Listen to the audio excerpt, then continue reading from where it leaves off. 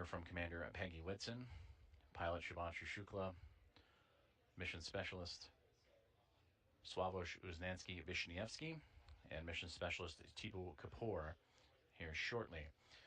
We are continuing a handover period. The Orbit 1 team, the Athena flight led by Flight Director Allison Bullinger, handing over to Vincent McCourt, and the Destiny flight team. That'll be completed here in just a few moments. Meanwhile, the crew aboard the International Space Station continuing to get settled in and prepare for those welcoming remarks that will be a little less than an hour from now, about 50 minutes or so.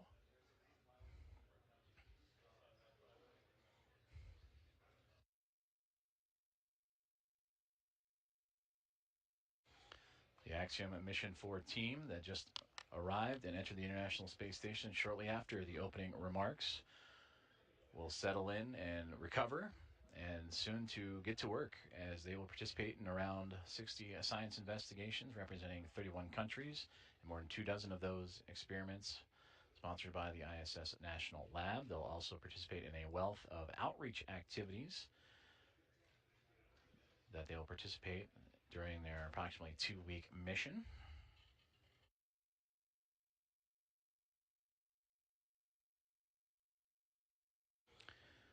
Starting with Axiom Mission 1 and now through Axiom Mission 4, the International Space Station has now welcomed 14 private astronaut crew members representing 11 different nations aboard the International Space Station, showcasing how private astronaut missions expand access to low Earth orbit, commercial space, and the space station, and bring that access for more nations, people, and opportunities.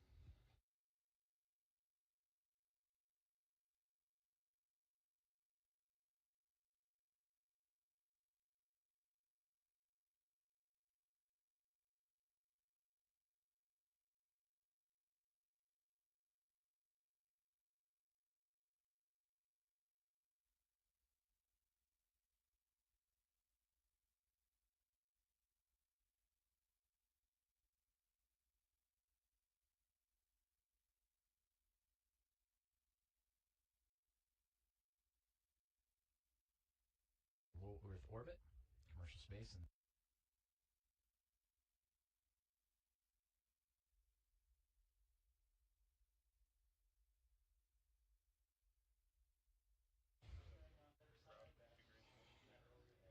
the views you are seeing now are from the external cameras on board the International Space Station, looking at the Dragon spacecraft as the vehicles now enter an orbital nighttime period. The two currently traversing across the southern Indian Ocean and about to cross the continent of Australia and make its way over into the Pacific Ocean. The views you are seeing now are from the external cameras on board the International Space Station, looking at the Dragon spacecraft as the vehicles now enter an orbital nighttime period. The two currently traversing across the southern Indian Ocean and about to cross the continent of Australia and make its way over into the Pacific Ocean. The views you are seeing now are from the external cameras on board the International Space Station, looking at the Dragon spacecraft as the vehicles now enter an orbital nighttime period. The two currently traversing across the southern Indian Ocean and about to cross the continent of Australia and make its way over into the Pacific Ocean. You are seeing now are from the external cameras on board the International Space Station, looking at the Dragon spacecraft as the vehicles now enter an orbital nighttime period.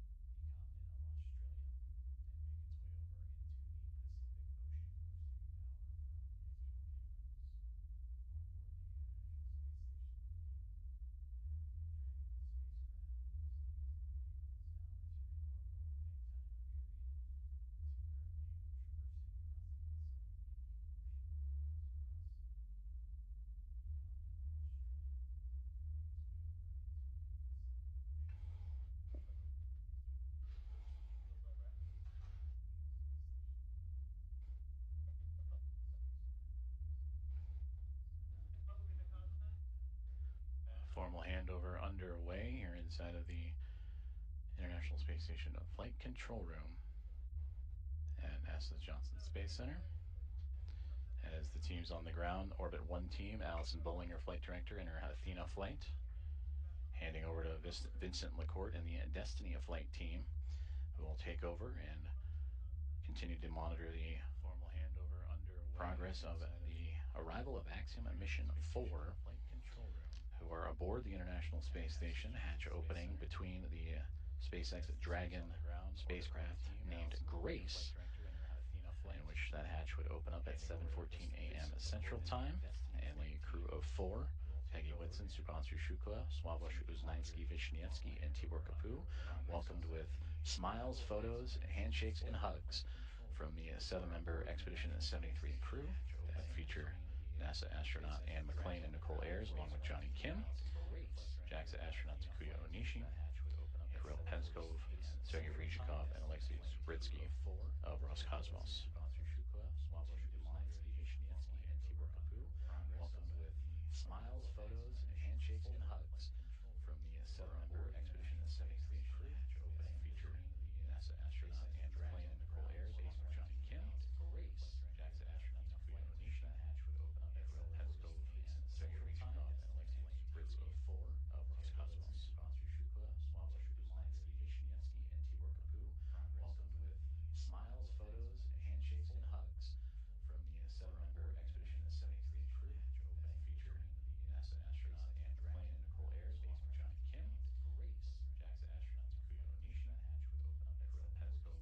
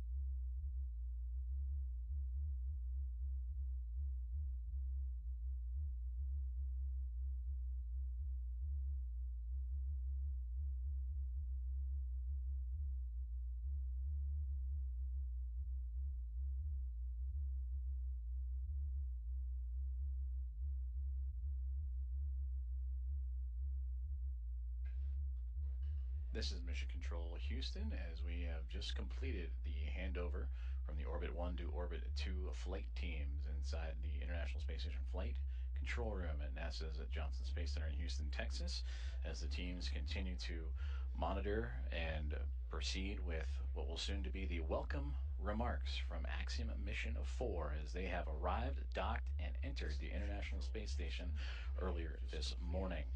They would launch towards the International Space Station yesterday morning, starting their transit that lasted a little bit more than a day, and they would make their way starting at 1:31 a.m. Central Time with that launch, and then they would begin their transit with a sequence of burns to chase down the orbiting laboratory. And then earlier this morning, they would launch towards the International Space Station yesterday morning, starting their transit that lasted a little bit more than a day, and they would make their way starting at 1:31 a.m. Central Time with that launch, and then they would begin their transit with a sequence of burns to chase down the orbiting laboratory. And pausing there for the final remarks from Flight Director Alison Bollinger, who oversaw today's docking of the Dragon spacecraft, aptly named Grace, and she said graceful docking for the craft to the International Space Station in the space-facing or zenith port of the Harmony module, and that contact would occur at 5:31 a.m. Central Time earlier this morning, and then the hatchways would then take about the next 2 hours or so to make sure all leak checks and inspections were performed step by step for both the teams inside the Dragon spacecraft and Axiom Mission 4, as well as the Expedition 73 crew aboard the International Space Station. And then the hatchways would open up to allow the crew to come on board. That would occur at just after the 7 o'clock hour.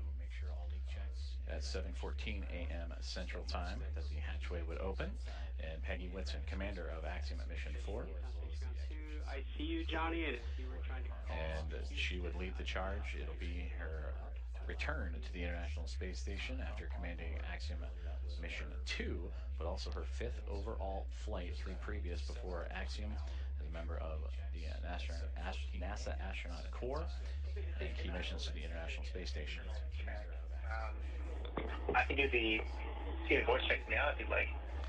From there, check in with PAO to see if they're ready. Space Station after commanding Axiom, that was Mission 2, but also her 5th overall flight, 3 previous before Axiom, as a member of the NASA Astronaut Corps, and key missions to the International Space Station, commander of Axiom Mission 4. I can do the voice check now if you'd like. And from there, check in with PAO to see if they're ready. Space Station after commanding Axiom, that was Mission 2, but also her 5th overall flight, 3 previous before Axiom, as a member of the NASA Astronaut Corps.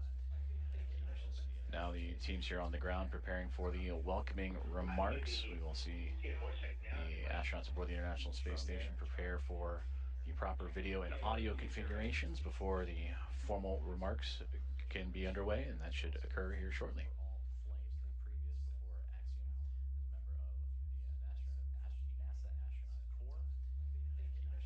Now the teams here on the ground preparing for the welcoming remarks. We will see the astronauts aboard the International Space Station prepare for the proper video and audio configurations before the formal remarks can be underway, and that should occur here shortly. Station Houston on Space Ground 2 for Johnny. Hey, we're rerouting video. Give us a couple minutes and then we'll let you know. But we're getting ready for a scenic voice check shortly. Welcoming remarks. We will see the astronauts aboard the International Roger, sounds good. Thanks. The proper video and audio configurations before the formal. This is Mission Control Houston as we continue to prepare for the welcome remarks from Axiom Mission 4, communications between the teams here in the International Space Station Flight Control Room, preparing to configure the appropriate cameras and audio to accomplish that welcome remark, as Axiom Mission 4 again has arrived to the International Space Station after a little more than a day's transit. This welcome ceremony will feature Commander Peggy Whitson, pilot Shubhanshu Shukla, Sławomir Wisniewski, and Tibor Kapu, all of the Axiom Mission 4 cadre, and also all members of the Expedition 73 crew. The 7 of them added to the 4 of Axiom Mission 4 to bring the population of the International Space Station to 11.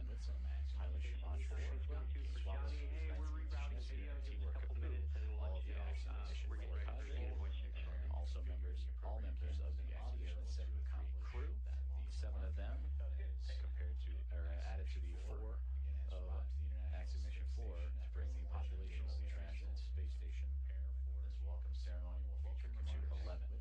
Pilot Shubhanshu Shukla, Sławomir Wisniewski, and Tibor Kapu, all of the Axiom Mission 4 cadre, and also all members of the Expedition 73 crew. The 7 of them added to the 4. Station Houston on Space Ground 2 for Johnny. We're ready for those scene and voice checks. This welcome ceremony will feature to 11. Pilot Shubhanshu Shukla, Sławomir Wisniewski, and Tibor Kapu, all of the Axiom Mission 4 cadre, and also all members of the Expedition 73 crew. The 7 of them added to the 4. Station Houston on Space Ground 2 for Johnny. We're ready for those scene and voice checks.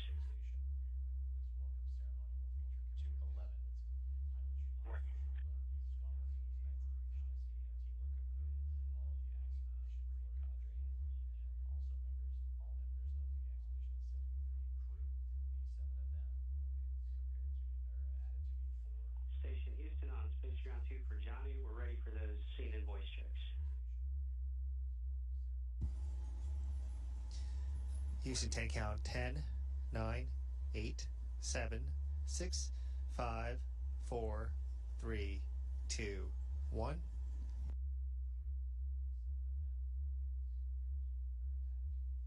Station Houston on Space Ground 2 for Johnny. We're ready for those scene and voice checks. Johnny, we have a good scene, good voice. Thanks for the check. Houston, take count 10. Yep. And just a friendly reminder, we're looking to start the event at 13:35. 5, 4, 3, 2, 1. Okay, 35 after. Thanks.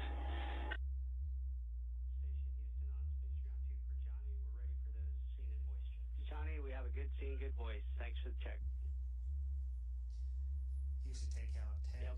And just a friendly reminder, we're looking to start the event at 13:35. 5, 4, 3, 2. And Johnny, FYI, the current video that you are on is streaming live to NASA TV, so just FYI.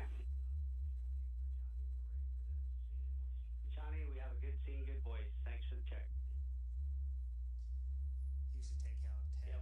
And just a friendly reminder, we're looking to start the event. Roger, it's okay if I turn it off and then turn it on a few minutes before 35? And Johnny, FYI, the current video that you are on is streaming live to NASA TV, so just FYI. Johnny, we have a good scene, good voice. Thanks for the check. Yep. And just a friendly reminder, we're looking to start the event. Roger, it's okay if I turn it off and then turn Good it on a few minutes communications there before between the team on the ground and the International Space Flight Control Room, up to NASA astronaut Johnny Kim, helping establish the good video and audio configurations for the upcoming welcome remarks that'll take place, currently scheduled for 8:35 a.m. Central Time, so a few more minutes from now, as the Expedition 73 crew will welcome formally the 4 members of Axiom Mission 4, the 4th private astronaut mission to arrive to the International Space Station. They would arrive on the SpaceX Dragon spacecraft named Grace, and that would occur earlier this morning, and then ultimately go through the hatchway and pressure checks to ultimately allow them to cross over from the Dragon spacecraft and into the International Space Station. And that docking would occur at 5:31 a.m. Central Time for that soft capture. It would take about 2 hours or so to make sure the leaks and everything was safe to proceed. The pressurization between the International Space Station and the Dragon spacecraft were equal, and allowing for the hatchway to be opened and then welcoming in Commander of Axiom Mission 4, Peggy Whitson, Shubhanshu Shukla, pilot representing ISRO and the nation of India, Sławosz Uznański-Wiśniewski of ESA and the nation of Poland, and Tibor Kapu of Hunor and the nation of Hungary. They would cross over the APAS hatch starting at 7:14 a.m. Central Time. And for Shukla, Uznański, Wiśniewski, and Kapu, representing again India, Poland, and Hungary, it is those nations' very first visits to the orbiting laboratory. So we'll continue with live coverage of the welcome remarks that will again be taking place in about 25 minutes or so, as Johnny Kim and the team were able to configure the cameras and audio appropriately. And again, that now 11-person International Space Station will come on camera and welcome in the newly arrived Axiom Mission 4 crew. So we'll continue with live coverage of the welcome remarks that will again be taking place in about 25 minutes or so, as Johnny Kim and the team were able to configure the cameras and audio appropriately. And again, that now 11-person International Space Station will come on camera and welcome in the newly arrived Axiom Mission 4 crew. So we'll continue with live coverage of the welcome remarks that will again be taking place in about 25 minutes or so, as Johnny Kim and the team were able to configure the cameras and audio appropriately. And again, now 11-person International Space Station will come on camera and welcome in the newly arrived Axiom Mission 4 crew. So we'll continue with live coverage of the welcome remarks that will again be taking place in about 25 minutes or so, as Johnny Kim and the team were able to configure the cameras and audio appropriately. And again, that now 11-person International Space Station will come on camera and welcome in the newly arrived Axiom Mission 4 crew. So we'll continue with live coverage of the welcome remarks that will again be taking place in about 25 minutes or so, as Johnny Kim and the team.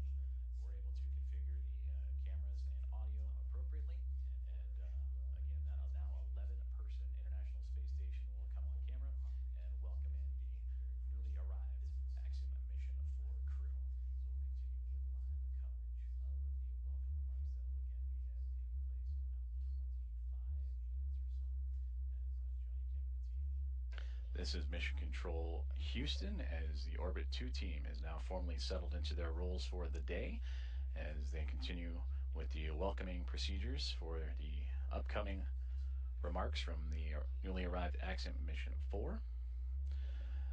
Flight Director Vincent McCourt and the Destiny flight team have now taken over, and will continue to work through as the Axiom Mission 4 crew begin their unpacking procedures and get to settle in aboard the International Space Station, the now orbiting lab with 11 members on board, currently in their midday meals and midday processes of their workday before transitioning into the back half of their day and then settling in for what will be a good night's sleep after a very eventful morning for us here in Houston, Texas, as well as those that followed along in the Joint Operations teams in both Axiom Space, also here in Houston, and SpaceX in Hawthorne, California. On board currently in their midday meals and midday processes of their workday before transitioning into the back half of their day and then settling in for what will be a good night's sleep after a very eventful morning for us here in Houston, Texas, as well as those that follow along in the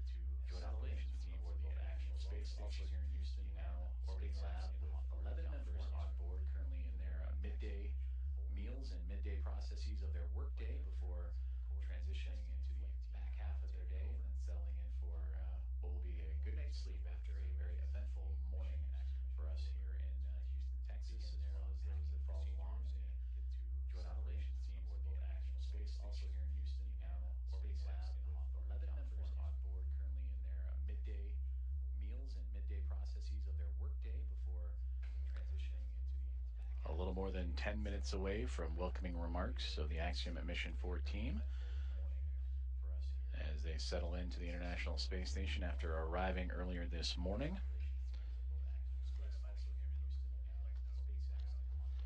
Docking to the International Space Station occurred at 5:31 a.m. Central Time, and then roughly 2 hours later, the hatches would open to welcome in the 4-person crew to join the Expedition 73 team, and that welcoming remarks will feature all now 11 members of the crew on board, and the first remarks from first-time flyers and Axiom Mission 4 pilot Shubhanshu Shukla, Sławosz Uznański-Wiśniewski, mission specialist, and also mission specialist Tibor Kapu, and for Commander of Axiom Mission 4 Peggy Whitson, a hearty welcome home to the International Space Station, and now her fifth flight of her career.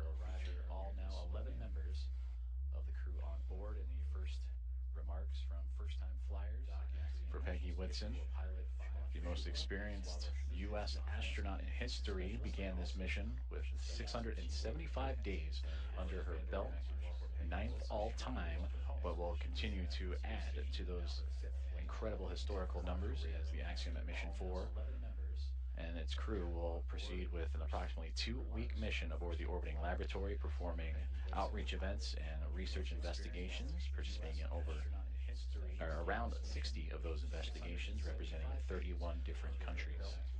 Ninth all time, but will continue to add to those incredible historical numbers as the Axiom Mission 4 and its crew will proceed with an approximately 2-week mission aboard the orbiting laboratory, performing outreach events and research investigations, participating in around 60 of those investigations, representing 31 different countries. Ninth all time, but will continue to add to those incredible historical numbers as the Axiom Mission 4 and its crew will proceed with an approximately 2-week mission aboard the orbiting laboratory, performing outreach events and research investigations, participating in around 60 of those investigations, representing 31 different countries. Ninth all time, but will continue to add to those incredible historical numbers as the Axiom Mission 4 and its crew will proceed with an approximately 2-week mission aboard the orbiting laboratory, performing outreach events and research investigations, participating in around 60 of those investigations, representing 31 different countries.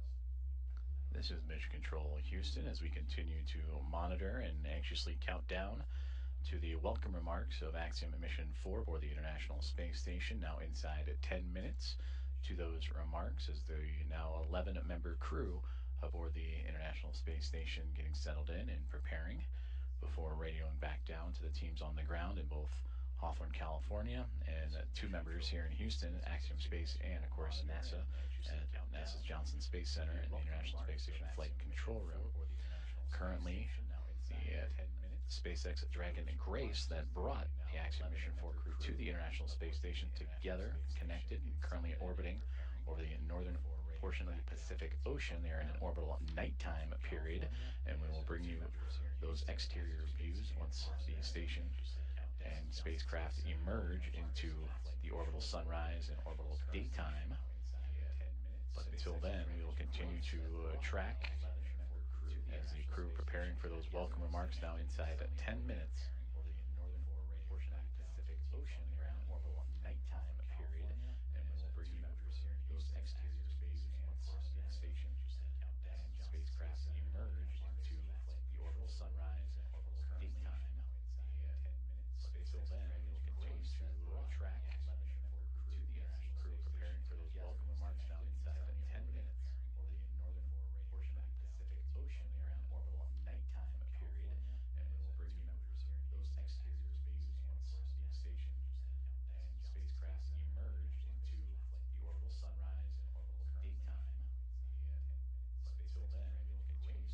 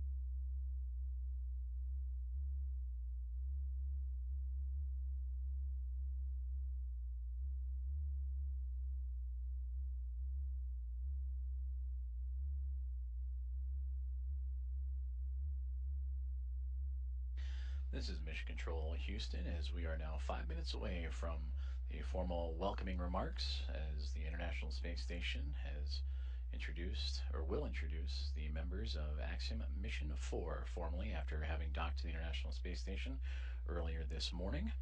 They would dock to the orbital outpost at 5:31 a.m. Central. After pressurization and leak checks would occur on both sides for both the teams inside the Dragon Grace spacecraft and inside the International Space Station, the hatches would be open to welcome in the four-person crew at 7:14 a.m. And we are now tracking for an 8:35 a.m. Central Time welcome remark, so a little bit more than a few more minutes away as the teams aboard the International Space Station currently settling in. It is the midway point of their day today after they were pressed into action early, as the arrival of Dragon would have them press right into their daily activations. For NASA astronaut Nicole Ayers and Ann McLean, they would oversee and monitor the progress of the Dragon spacecraft to the orbiting laboratory and execute those hatch opening ceremonies or procedures, pardon me, and then, of course, all 11 members of Expedition 73 were there on the other side to welcome in Peggy Whitson, Shubhanshu Shukla, Sławosz Uznanski-Wisniewski, and Tibor Kapu to the orbiting laboratory. And there you see the spacecraft, the newly named Grace, docked to the International Space Station, and that is where they will reside for approximately the next 2 weeks, as they will participate in around 60 research investigations, numerous outreach activities, and more, representing 31 different countries, as the International Space Station has now welcomed its fourth private astronaut mission. It is their first since Axiom Mission 3 would arrive to the International Space Station, and that would be back in January of 2024. And just out of view, you can somewhat see the nose cone. If you look to the bottom left-hand side, just past where that Dragon spacecraft is, that is another Dragon spacecraft, Dragon Endurance, at the forward port of the International Space Station in the Harmony module. And it's both Grace and Endurance flying in front of the International Space Station, two of now 5 vehicles that are attached to the orbital outpost, also Soyuz MS-27, that brought NASA astronaut Johnny Kim to the International Space Station, and 2 cargo craft, Roscosmos Progress cargo craft, also attached to the International Space Station. So a full house, both externally and internally, on the orbiting laboratory.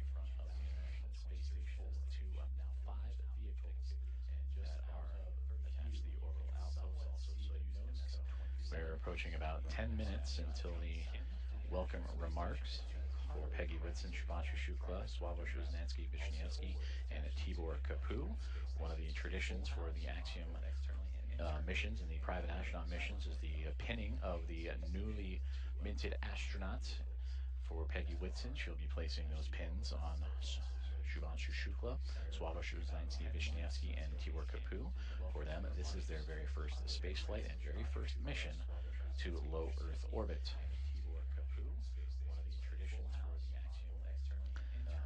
After the welcome remarks, they will jump right into their activities, whether it is unloading the Dragon spacecraft or for the Expedition 73 crew back to their work schedules before settling in for the evening, and then hitting the ground running tomorrow. And for the Axiom Mission 4 team, that would be day 1 of their approximately 2-week mission aboard the International Space Station. After the welcome remarks, they will jump right into their activities, whether it is unloading the Dragon spacecraft or for the Expedition 73 crew back to their work schedules before settling in for the evening, and then hitting the ground running tomorrow. And for the Axiom Mission 4 team, that would be day 1 of their approximately. And to take a look back at the activities for Axiom Mission 4, they would lift off from a launch complex at 39A at NASA's Kennedy Space Center yesterday morning at 1:31 a.m. Central Time, carrying Whitson, Shukla, Uznanski-Wisniewski, and Kapu to low Earth orbit.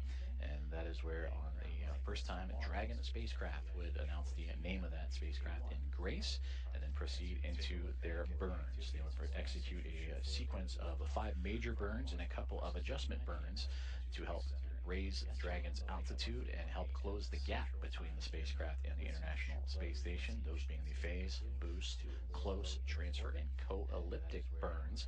And that Dragon spacecraft would continue to perform nominally and actually in its first flight swimmingly and all the way to the key waypoint markers and milestone markers, including the approach initiation burn, which would be executed earlier this morning. From there, they would go to 3 different checkpoints or gate processes: waypoint 0, waypoint 1, and waypoint 2. Let that Dragon spacecraft and its alignment with the International Space Station pretty well fine-tuned. Only a brief pause at the waypoint 2 mark after moving through waypoint 0 and waypoint 1. And while 20 meters away, they did a quick hold, saw that everything was A-OK, and continued to proceed with that soft capture and contact that would come at 5:31 a.m. Central Time. From there, Nicole Ayers and Ann McLean would begin the hatch opening procedures, while the team aboard the Dragon Grace spacecraft would also execute their arrival procedures. And shortly, about an hour and some change later, at 7:14 a.m. Central, the hatch would be open. The pathway from the International Space Station and Dragon spacecraft would be opened up, and that is when Peggy Whitson, Shubhanshu Shukla, Sławomir Wyszniewski, and Tibor Kapu, and a wealth of smiles and glad handshakes and hugs will be passed around, as they have now upped the population of the International Space Station to 11 members. The International Space Station and Dragon spacecraft would be opened up, and that is when Peggy Whitson, Shubhanshu Shukla, Sławomir Wyszniewski, and Tibor Kapu, and a wealth of smiles and glad handshakes and hugs will be passed around, as they have now upped the population of the International Space Station to 11 members. Open pathway from the International Space Station and Dragon spacecraft would be opened up, and that is when Peggy Whitson, Shubhanshu Shukla, Sławomir Wyszniewski, and Tibor Kapu, and a wealth of smiles and glad handshakes and hugs will be passed around, as they have now upped the population of the International Space Station to 11 members. We continue to proceed towards the welcome remarks about 8 minutes from now, and we'll be sure to turn over all communications to the audio and video team as we will await the Expedition 73 crew and Axiom Mission 4.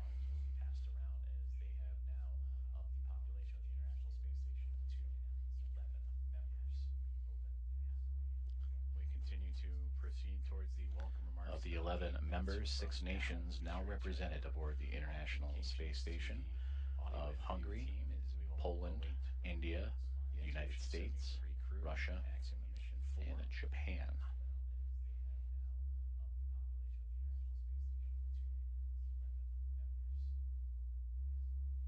We continue to proceed towards the welcome remarks. Of the 11 members, 6 nations now represented aboard the International Space Station of Hungary, Poland, India, the United States, Russia, and Japan.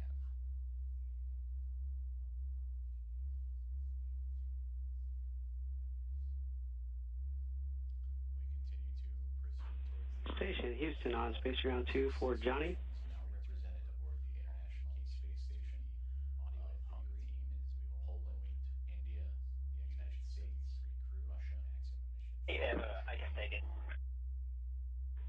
Yep, yeah, just looking for someone to turn on the camera for the PAO event and do a quick 5 count just to make sure we're still good before we start. Station Houston on Space Ground 2 for Johnny.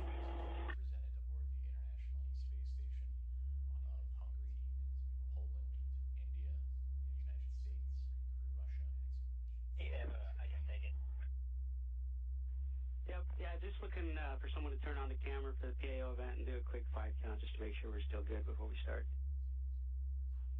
Station Houston on Space Ground 2 for Johnny.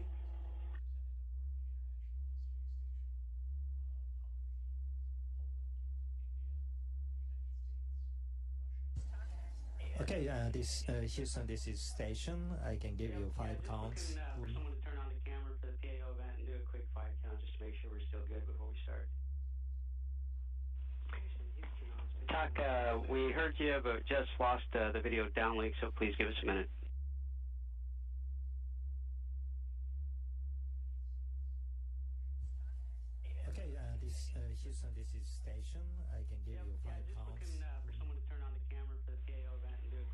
talk, oh, there you go. Thanks, Shook and Johnny, for checking the cables there. We heard you, but just lost the video downlink, so please give us a minute. And talk, if you could give us one more 5 count. We missed it on the last one because we lost video downlink. Okay. 1, 2, 3, 4, 5. Talk, oh, there you go. Thanks, Shook and Johnny, for checking the cables there. We heard you, but just lost the video downlink. That's good. Scene and voice check, and we'll be ready to begin after the handover because we lost video downlink. Okay. 1, 2, 3, 4, 5. Talk, oh, there you go. Thanks, Shook and Johnny, for checking the cables there. We heard you, but just lost the video downlink. That's good. Scene and voice check, and we'll be ready to begin after the handover because we lost video downlink. Okay. 1, 2, 3, 4, 5. Great communications between the team on the ground and everyone on board the International Space Station, including the newly arrived Axiom Mission 4, as everyone getting staged and set up for the welcome remarks that'll get underway here in about 4 minutes' time. There will be an anticipated loss of signal, though briefly, and then we will bring everything back on board, and the welcome remarks in which Expedition 73 will welcome their 4 new friends aboard the orbiting laboratory, and we'll turn it over to the team from there. As everyone getting staged and set up for the welcome remarks that'll get underway here in about 4 minutes' time. There will be an anticipated loss of signal, though briefly, and then we will bring everything back on board, and the welcome remarks in which Expedition 73 will welcome their 4 new friends aboard the orbiting laboratory, and we'll turn it over to the team from there. Axiom Mission 4, as everyone getting staged and set up for the welcome remarks that'll get underway here in about 4 minutes' time. There will be an anticipated loss of signal, though briefly, and then we will bring everything back on board, and the welcome remarks in which Expedition 73 will welcome their 4 new friends aboard the orbiting laboratory, and we'll turn it over to the team from there. Axiom Mission 4, as everyone getting staged and set up for the welcome remarks that'll get underway here in about 4 minutes' time. There will be an anticipated loss of signal, though briefly, and then we will bring everything back on board, and the welcome remarks in which Expedition 73 will welcome their 4 new friends aboard the orbiting laboratory, and we'll turn it over to the team. And again, we are experiencing a temporary loss of communications, but the acquisition of signal should be in just a couple of seconds, and once the video is on board, the welcome remarks for Axiom Mission 4 will get underway.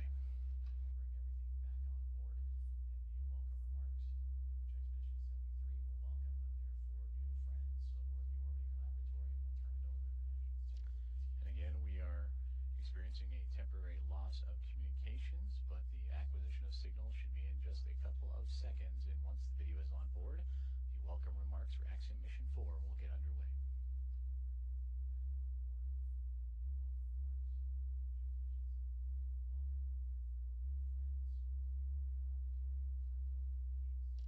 And again, we are experiencing a temporary loss of communications, but the acquisition of signal should be in just a couple of seconds, and once the video is on board, the welcome remarks for Axiom Mission 4 will get underway.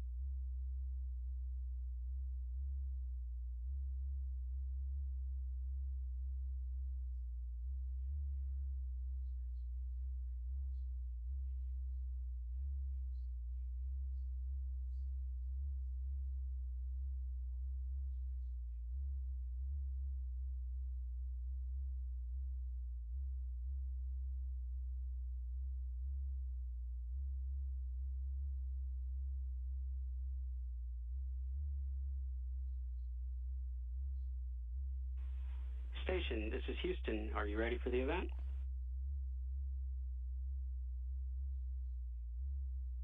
Houston Station, we are ready for the event. Please begin the welcome ceremony. All right. Grace crew, welcome aboard the International Space Station.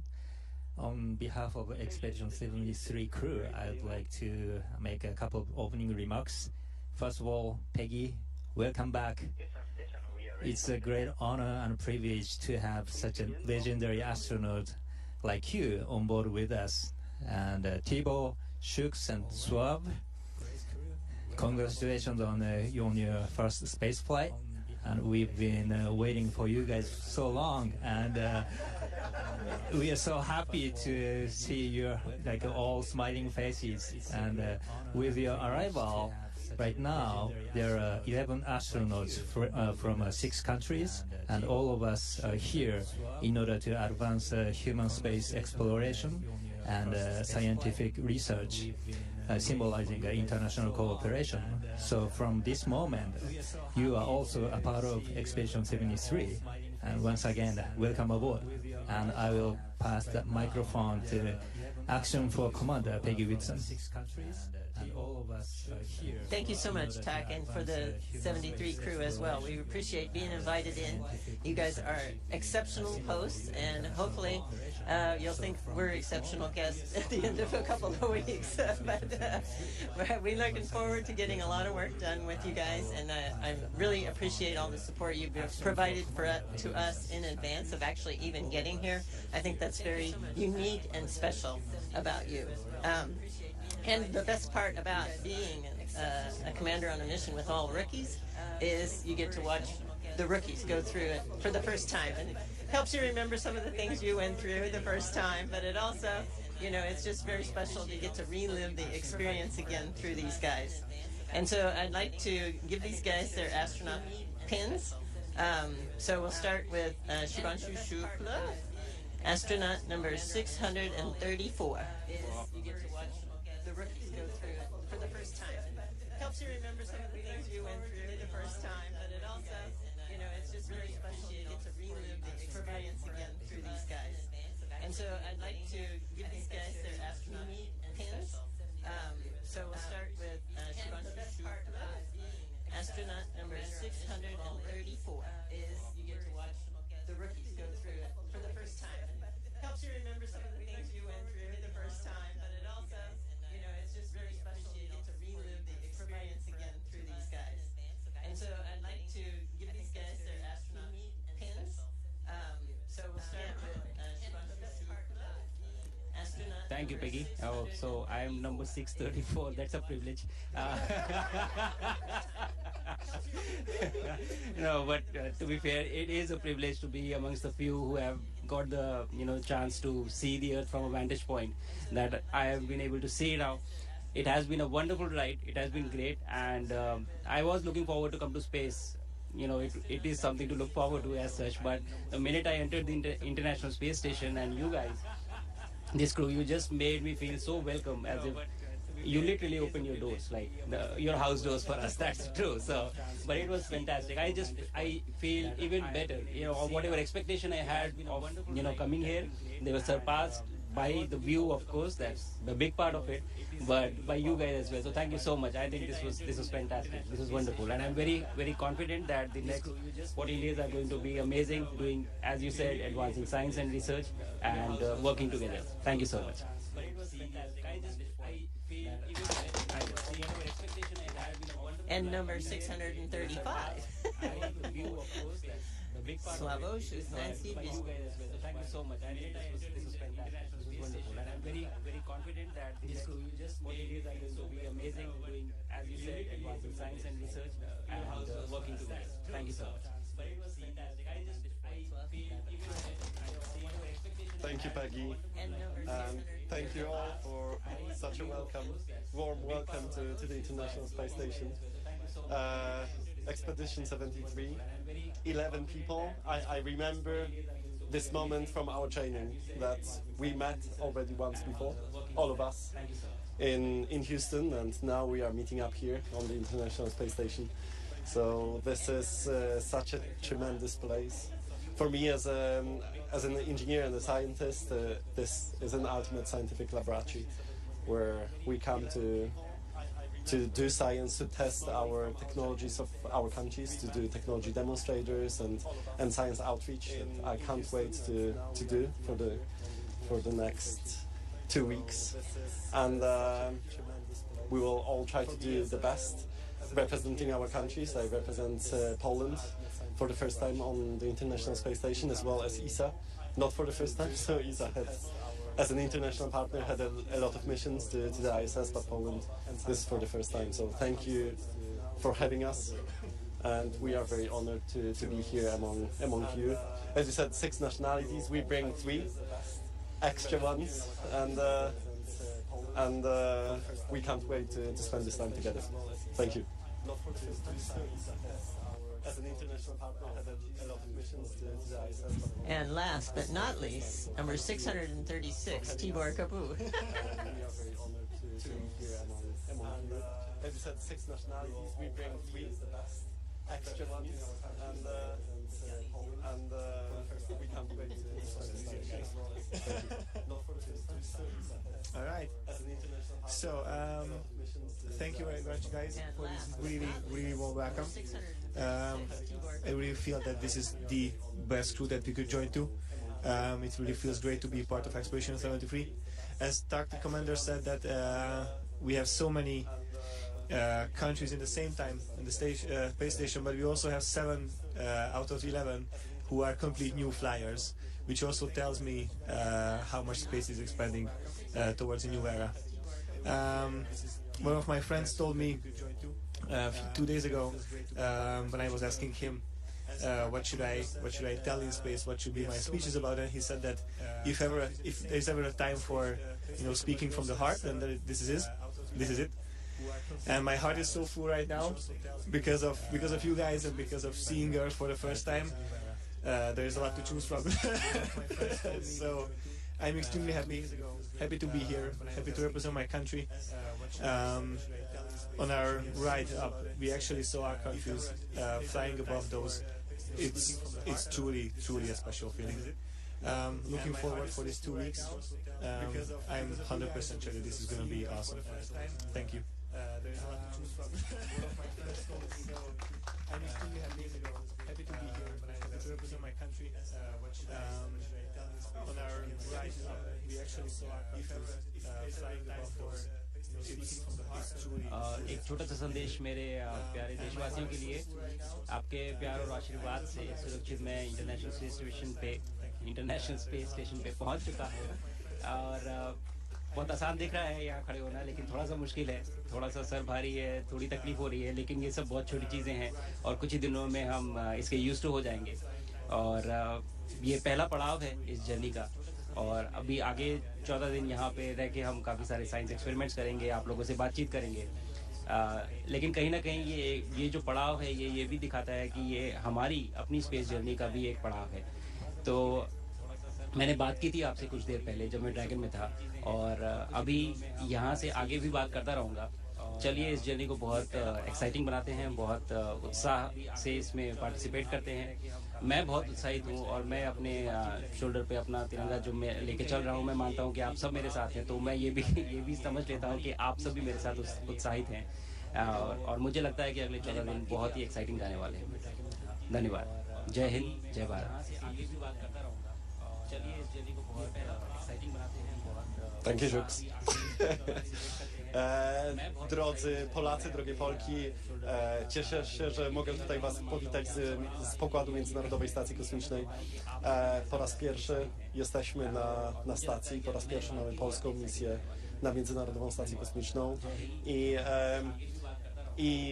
bardzo się cieszę, że mogę reprezentować właśnie Was, 40 milionów Polaków, którzy mają możliwość obejrzenia misji, ale jednocześnie kontrybuowania do części naukowej, technologicznej i wykonywania eksperymentów na Międzynarodowej Stacji Kosmicznej. Będziemy prowadzić również lekcje fizyki dla dzieci w szkół, dla studentów i mam nadzieję, że to jest początek. Polski technologicznej, obrazu Polski na świecie właśnie w takich miejscach jak Międzynarodowa Stacja Kosmiczna czy najbardziej zaawansowane laboratoria technologiczne. Bardzo dziękuję Wam za zaufanie. Tak jak już wcześniej mówiłem, kosmos jednoczy, jesteśmy tutaj razem, jesteśmy silni i budujemy naszą przyszłość. Dziękuję bardzo za zaufanie i do zobaczenia przez najbliższe 2 tygodnie. And over to Thibaut. Oh, that's nice. There's always a first time for anything, right? Üdvözlök mindenkit a világűrből. Ha jól számolok, akkor 2009 óta először hangzanak el magyar szavak innen a nemzetközi űrállomás fedezetéről. Charles Simonyi után, aki kétszer is járt itt, én álltok a következő, aki magyarul beszél ezen falak között. Hatalmas megtiszteltetés és elképesztő büszkeség számomra. Alig 30 órája se vagyunk a világűrben, de már volt alkalmam beszélni a szüleimmel egy pár perce, akik elmondták azt, hogy az ő szemükkel mit láttak a Földről, amikor mi elhagytuk azt, és már látjuk, hogy micsoda hatása lesz a küldetésnek, és amikor azt mondom, hogy küldetés, ez nem véletlen, nekünk ezzel a pár következő nappal, héttel valóban egy küldetésünk van. Nem csak egy tudományos küldetésről beszélünk, nem csak kísérleteket fogunk elvégezni, egy inspirációs jelleggel is vagyunk itt. Szeretném megmutatni azt, hogy még egy ilyen kis nemzetnek is sikerült egy ekkora hatalmas dolgot végrehajtania. Én vallom azt, hogy kis nemzetek tudnak a legnagyobbat támadni. Szeretném megköszönni mindenkinek azt, hogy lehetővé tette ezt a küldetést, ezt a lehetővé tette ezt az elmúlt pár órát és a következő napokat. Még egyszer csak azt tudom mondani, hogy rendkívül hálás és büszke vagyok, hogy magyarként itt lehetek. Még egy ilyen kis nemzetnek is sikerült egy ekkora hatalmas dolgot végrehajtania. Én vallom azt, hogy kis nemzetek tudnak a legjobbat támadni. Thank you again for welcoming us so openly and warmly. We really appreciate all of you and all of the team on the ground as well. Thank you.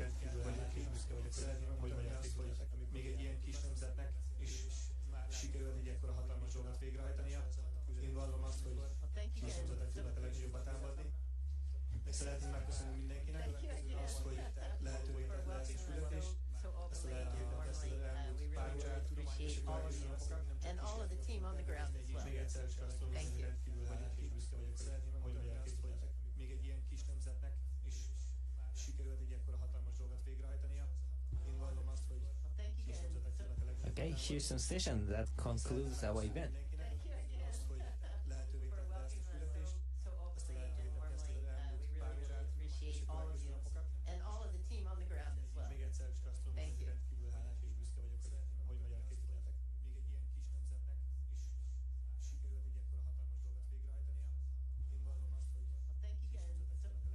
Houston Station, that concludes our event. Thank you again for welcoming us so openly and warmly.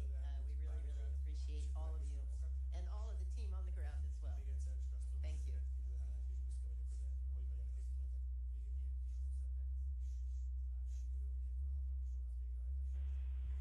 Thank you to all participants. Station, we are now resuming operational audio communications.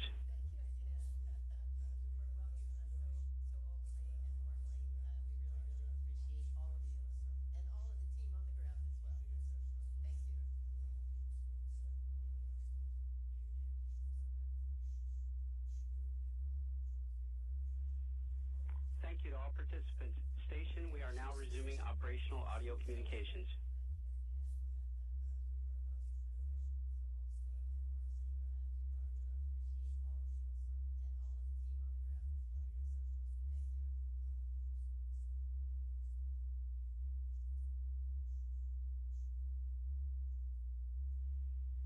Thank you to all participants. Station, we are now resuming operational audio communications.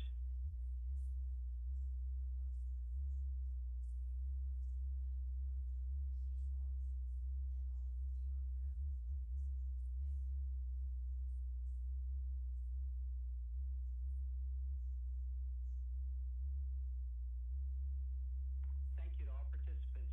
Station, we are now resuming operational audio communications.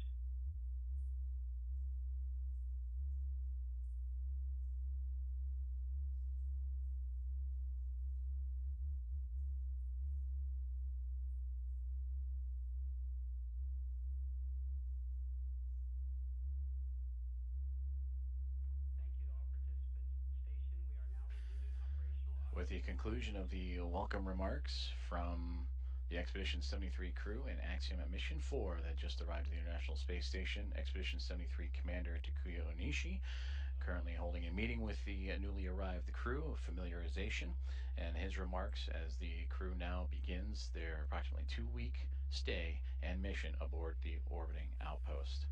Well, that'll do it for our coverage of the arrival, docking, and welcome remarks of Axiom-4 Mission as the private astronaut mission, the 4th private astronaut mission, has arrived safely to the International Space Station after docking earlier this morning at 5:31 a.m. Central Time, to smiles, hugs, and handshakes a couple of hours later, and then celebrating with the pinning ceremony of 3 members of the Axiom-4 team from Peggy Whitson, the mission commander. To follow along with the International Space Station and Expedition 73, be sure to visit nasa.gov. That'll conclude today's coverage. This is Mission Control Houston. Earlier this morning at 5:31 a.m. Central Time, to smiles, hugs, and handshakes a couple of hours later, and then celebrating with the pinning ceremony of 3 members of the Axiom-4 team, Peggy Whitson, arrival, docking, and welcome remarks. To follow along with the International Space Station and Expedition 73, be sure to visit nasa.gov. That'll conclude today's coverage. This is Mission Control Houston. Earlier this morning at 5:31 a.m. Central Time, to smiles, hugs, and handshakes a couple of hours later, and Breathe each pulse, each vein, second moon. We too are made of water, of vast and beckoning seas. We too are made. Space Station and Expedition 73, be sure to visit nasa.gov. That'll conclude today's coverage. This is Mission Control Houston. Earlier this morning at 5:31 a.m. Central. Taxi!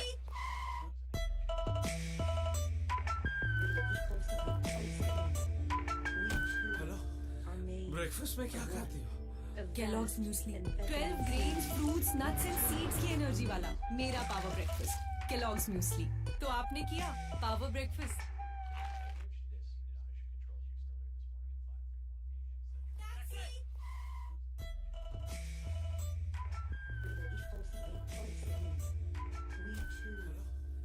Breakfast में क्या खाती हो?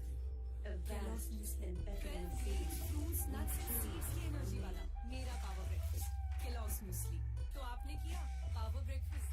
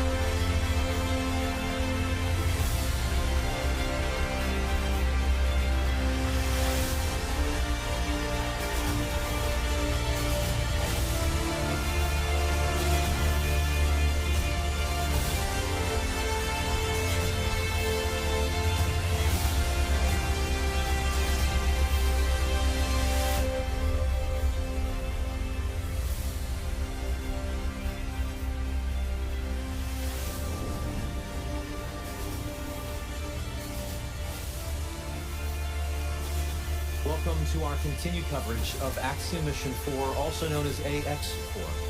Hello, I'm Paul Wizakowski, Strategic Space Storyteller for Axiom Space, based out of Charlotte, North Carolina. And I'm Ronnie Foreman, a Senior Sales Manager here at SpaceX. This webcast is a joint broadcast between NASA, SpaceX, and Axiom Space.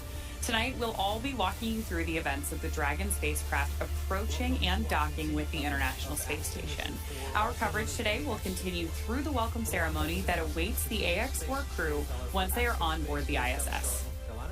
The AX-4 mission officially took flight yesterday, June 25th, when the Axiom Space crew lifted off from Kennedy Space Center's historic Pad 39A at 2:31 a.m. Eastern. This is the inaugural flight of the latest Dragon in SpaceX's fleet. Shortly after reaching orbit, Commander Peggy Whitson announced the name of this Dragon, calling it Grace. Our four-person crew for this mission is slated to conduct up to 14 days of efforts aboard the International Space Station.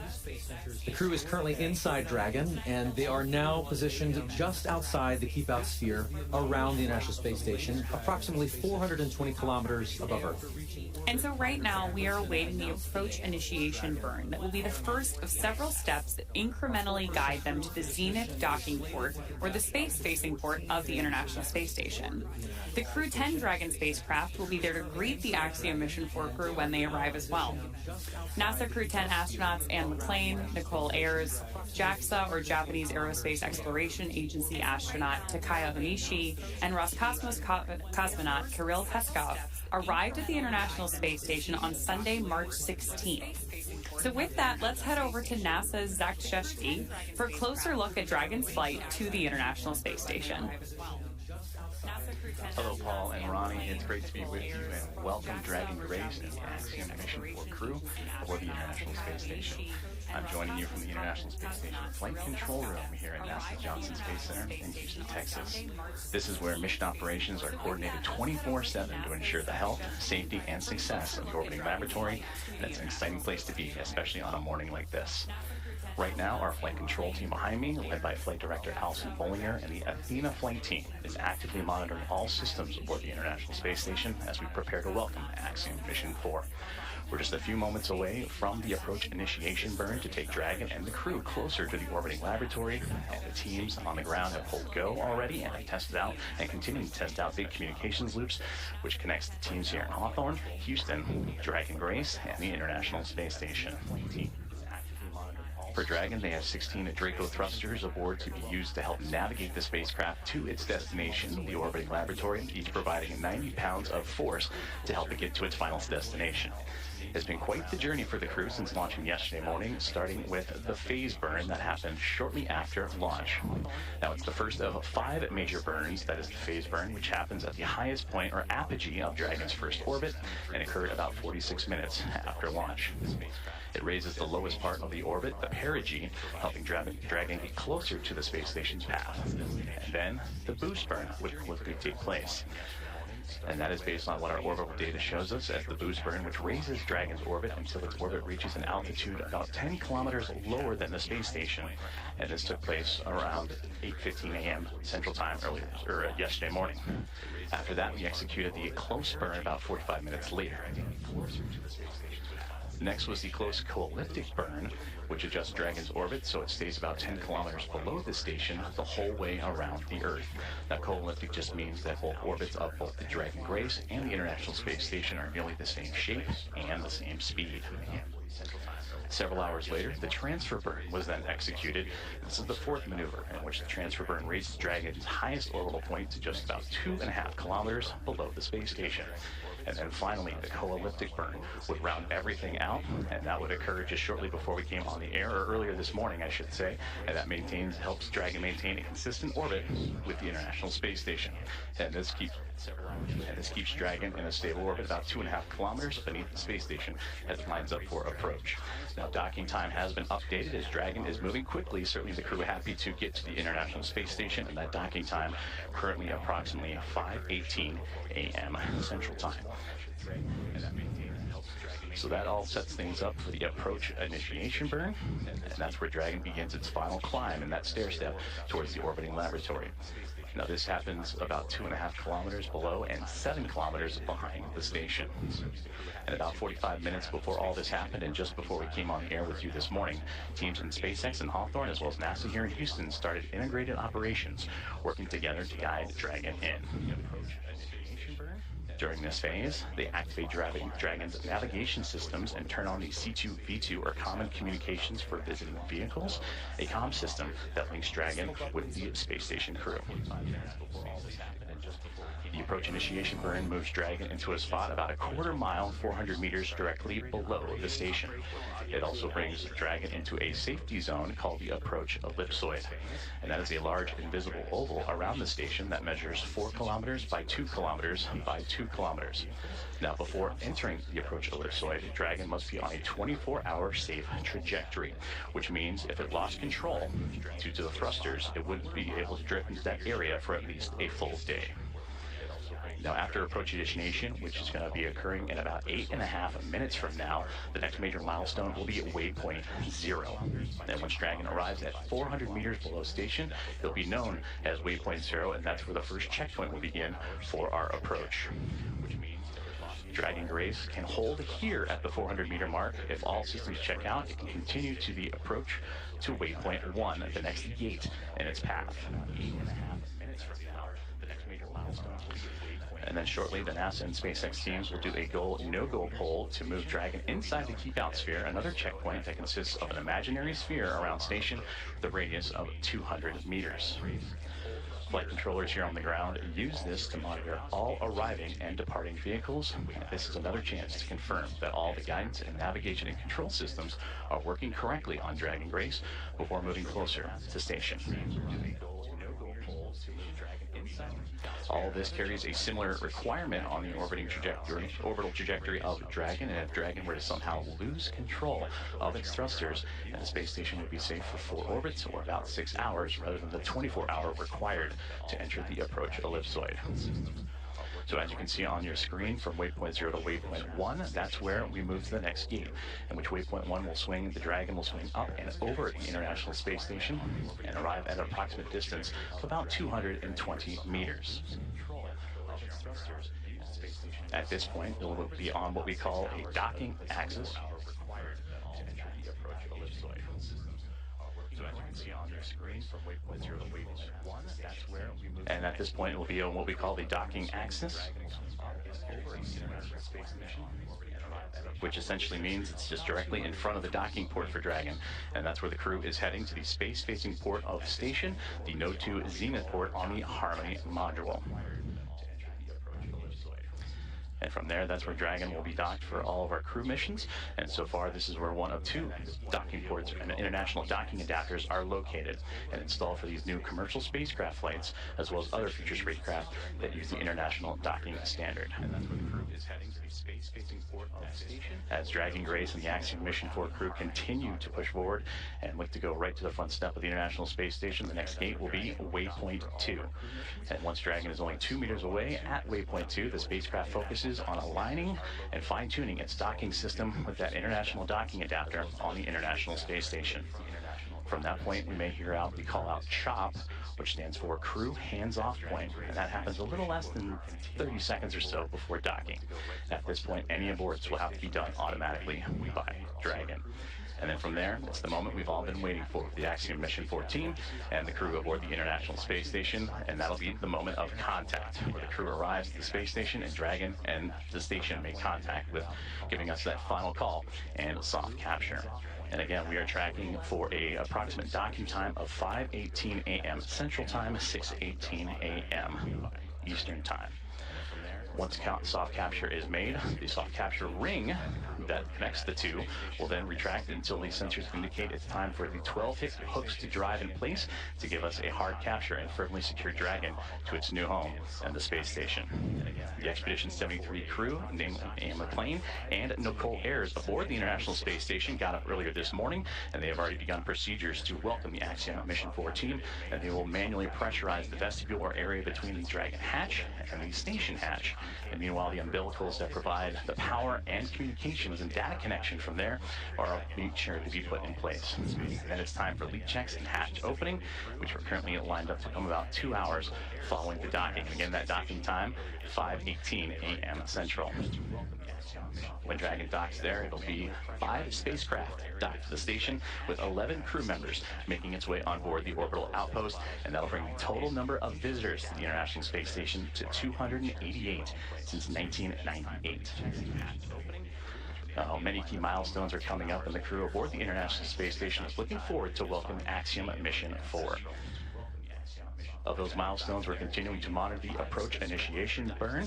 You can hear communication starting to happen between the big loop, and you'll hear it numerous times. It's coordinated ahead of this coverage, in which SpaceX and NASA teams coordinate a single line of communication for the two teams, as well as the Dragon spacecraft and the International Space Station.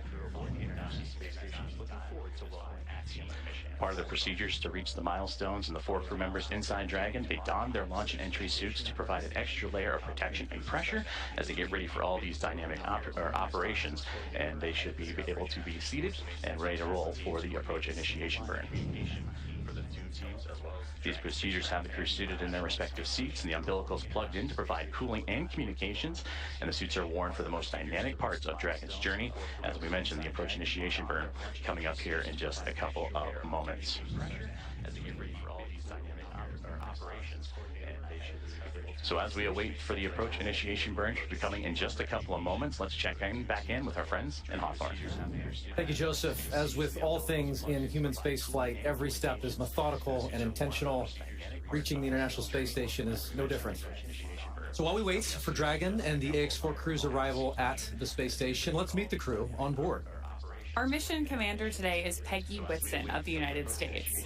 We actually don't have enough time to cover her entire resume, which is incredible, by the way. But to give you a few highlights, Peggy earned degrees in biology, chemistry, and biochemistry. She was the first female commander of the International Space Station and has spent over 675 total days in space. On Dragon to ground. We have seat 1 in position, and seat 4 will be in a few moments.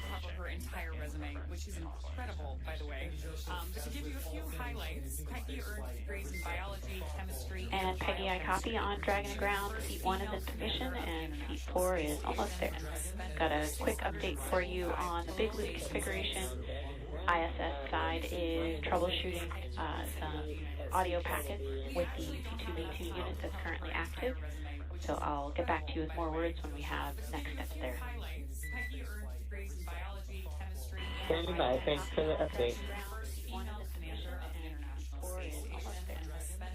So we were just in the middle of talking about our commander, Peggy Whitson, when we heard her communicating here with our crew operations resource engineer at SpaceX Mission Control, which we hear called out as CORE over the nets. So our commander there, again, who was communicating with our team, has spent 675 total days in space so far. She's about to add some more to that. But so far, she has also logged 60 hours across 10 different spacewalks. She's a 2-time commander for Axiom Space, having previously also served aboard AX-2. She was also just inducted as a member of the 2025 Astronaut Hall of Fame class. So congratulations, Commander Peggy. And seated beside her inside Dragon is our mission pilot Shubhanshu Shukla of India, whose call sign as a test pilot is Shuks. Representing the Indian Space Research Organization, or ISRO, Shuks is also an astronaut designate of India's inaugural human spaceflight effort, Gaganyaan, an Indian-built rocket and spacecraft. He was commissioned into the Indian Air Force Fighter Wing in 2006. He achieved the rank of Group Captain, in 2024, and has over 2,000 hours of flight experience aboard aircraft, including the Sukhoi 30, MKI, MiG-29, Jaguar, Hawk, and Antonov An-32. Our third crew member is mission specialist Sławomir Uznański-Wiśniewski of Poland. He's representing the European Space Agency as a project astronaut coming from the reserve class of 2022, much like Marcus Blunt, who served as a mission specialist on AX-3. A scientist by trade, Sławomir has earned his Master's of Science with honors from Łódź University of Technology in 2008. He also has a Master's of Science from the Université de Nantes in France and a graduate engineering diploma from the Polytechnique Nantes in the same year. He also spent 2 years as the engineer in charge of the world-famous Large Hadron Collider in Switzerland, beginning in 2018. And rounding out this incredible crew is mission specialist Tibor Kapu of Hungary. He represents Hungarian to Orbit Astronaut Program, or HUNOR. The program aims to send Hungarian astronauts to the International Space Station for scientific research and technological development, as well as to inspire young people. He graduated from the Budapest University of Technology and Economics, earning a degree in mechanical engineering, followed by a master's degree specializing in polymer technology. In 2023, Tibor emerged as one of 4 Hungarians selected from a pool of 247 candidates for the HUNOR astronaut program. He has invested a notable amount of time in his career focused on space radiation protection while awaiting his acceptance to HUNOR. Together, they are the crew of AX-4, Axiom Space's 4th private astronaut mission to the International Space Station. This mission represents the return to spaceflight for 3 nations, but it also highlights the growing opportunities for nations and entities around the world to conduct meaningful work in low Earth orbit. And this is an incredible crew. They have spent 10 months of training together. They reported to Houston last August and have been kind of shepherded through a variety of training efforts since then, all leading up to this moment. It has been truly an honor to see them come from different parts of the world and come together as one team. Dragon, SpaceX on Dragon and ground. The approach initiation maneuver is complete. Performance was nominal. Reminder, if the C2V2 link is lost for 10 minutes without ground action, Dragon will perform a breakout. Timers are available in your event details. It has been truly an honor. Dragon copies. Good AI and watch for C2V2 in event details. That's a good copy. And for another status update on C2V2, ISS side is working a swap to C2V2 Bravo unit. Timers are available in your event details. Good to hear. Thanks. So that's great news as we continue in our approach of the Dragon spacecraft to the International Space Station. That first approach initiation burn, or the AI burn, ran nominally. And nominally in space talk means everything went well. So it means we're moving closer to that docking ceremony and welcoming the AX-4 crew on board. I love it. And so we'll continue to listen in hopes that they will continue to progress towards docking. Obviously, there's a lot of action that has already taken place over the last 24 hours. And we'd love to share a little bit of that pre-flight effort with you that built up to launch and then towards docking. So yesterday, June 25th, the AX-4 crew was driven from quarantine to Kennedy Space Center. Here you see a photo of them at a handover event. This is a special moment where the Axiom Space Operations crew officially hands over the crew to SpaceX before they go to the Falcon Support Building to suit up. This was a moment where they got to spend a few minutes with their loved ones, with family and friends, and pause in the midst of all the operational choreography and just take in a moment about what they were about to do, to celebrate it and enjoy just this moment with loved ones. And then as this concluded, they got into the SpaceX Teslas that took them out to the Falcon Support Building, at which point they were officially in the hands of SpaceX. I always think these walkout moments are so cool.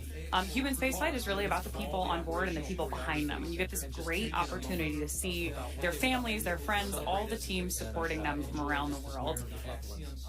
And then as this concluded, they officially got into the SpaceX. Speaking of which, this is a little video we captured yesterday, right before our crew walked out to enter the Dragon spacecraft. There they are exiting the Falcon Support Building, which is just about a half-mile away from their launch site, which was the historic Launch Pad 39A at Kennedy Space Center. That walkout moment is so iconic. It is part of every tradition of spaceflight. I love seeing it. So is this, actually. We've got a member of our closeout crew there with our 2 of our astronauts headed over to the pad in those 2 iconic Teslas. We've got our commander there looking very happy. Those smiles. Yeah, the crew getting to see Falcon 9 from the base before riding that elevator up to space. You can see we're also introducing a new tradition here. Each of our crew members has a boarding pass. Peggy's is gold because she is a frequent flyer on the Dragon spacecraft. So they're presenting those to the closeout team before signing the White Room wall, and then ingressing or entering the capsule and getting ready for liftoff. We did have an on-time liftoff yesterday at 2:31 a.m. Eastern.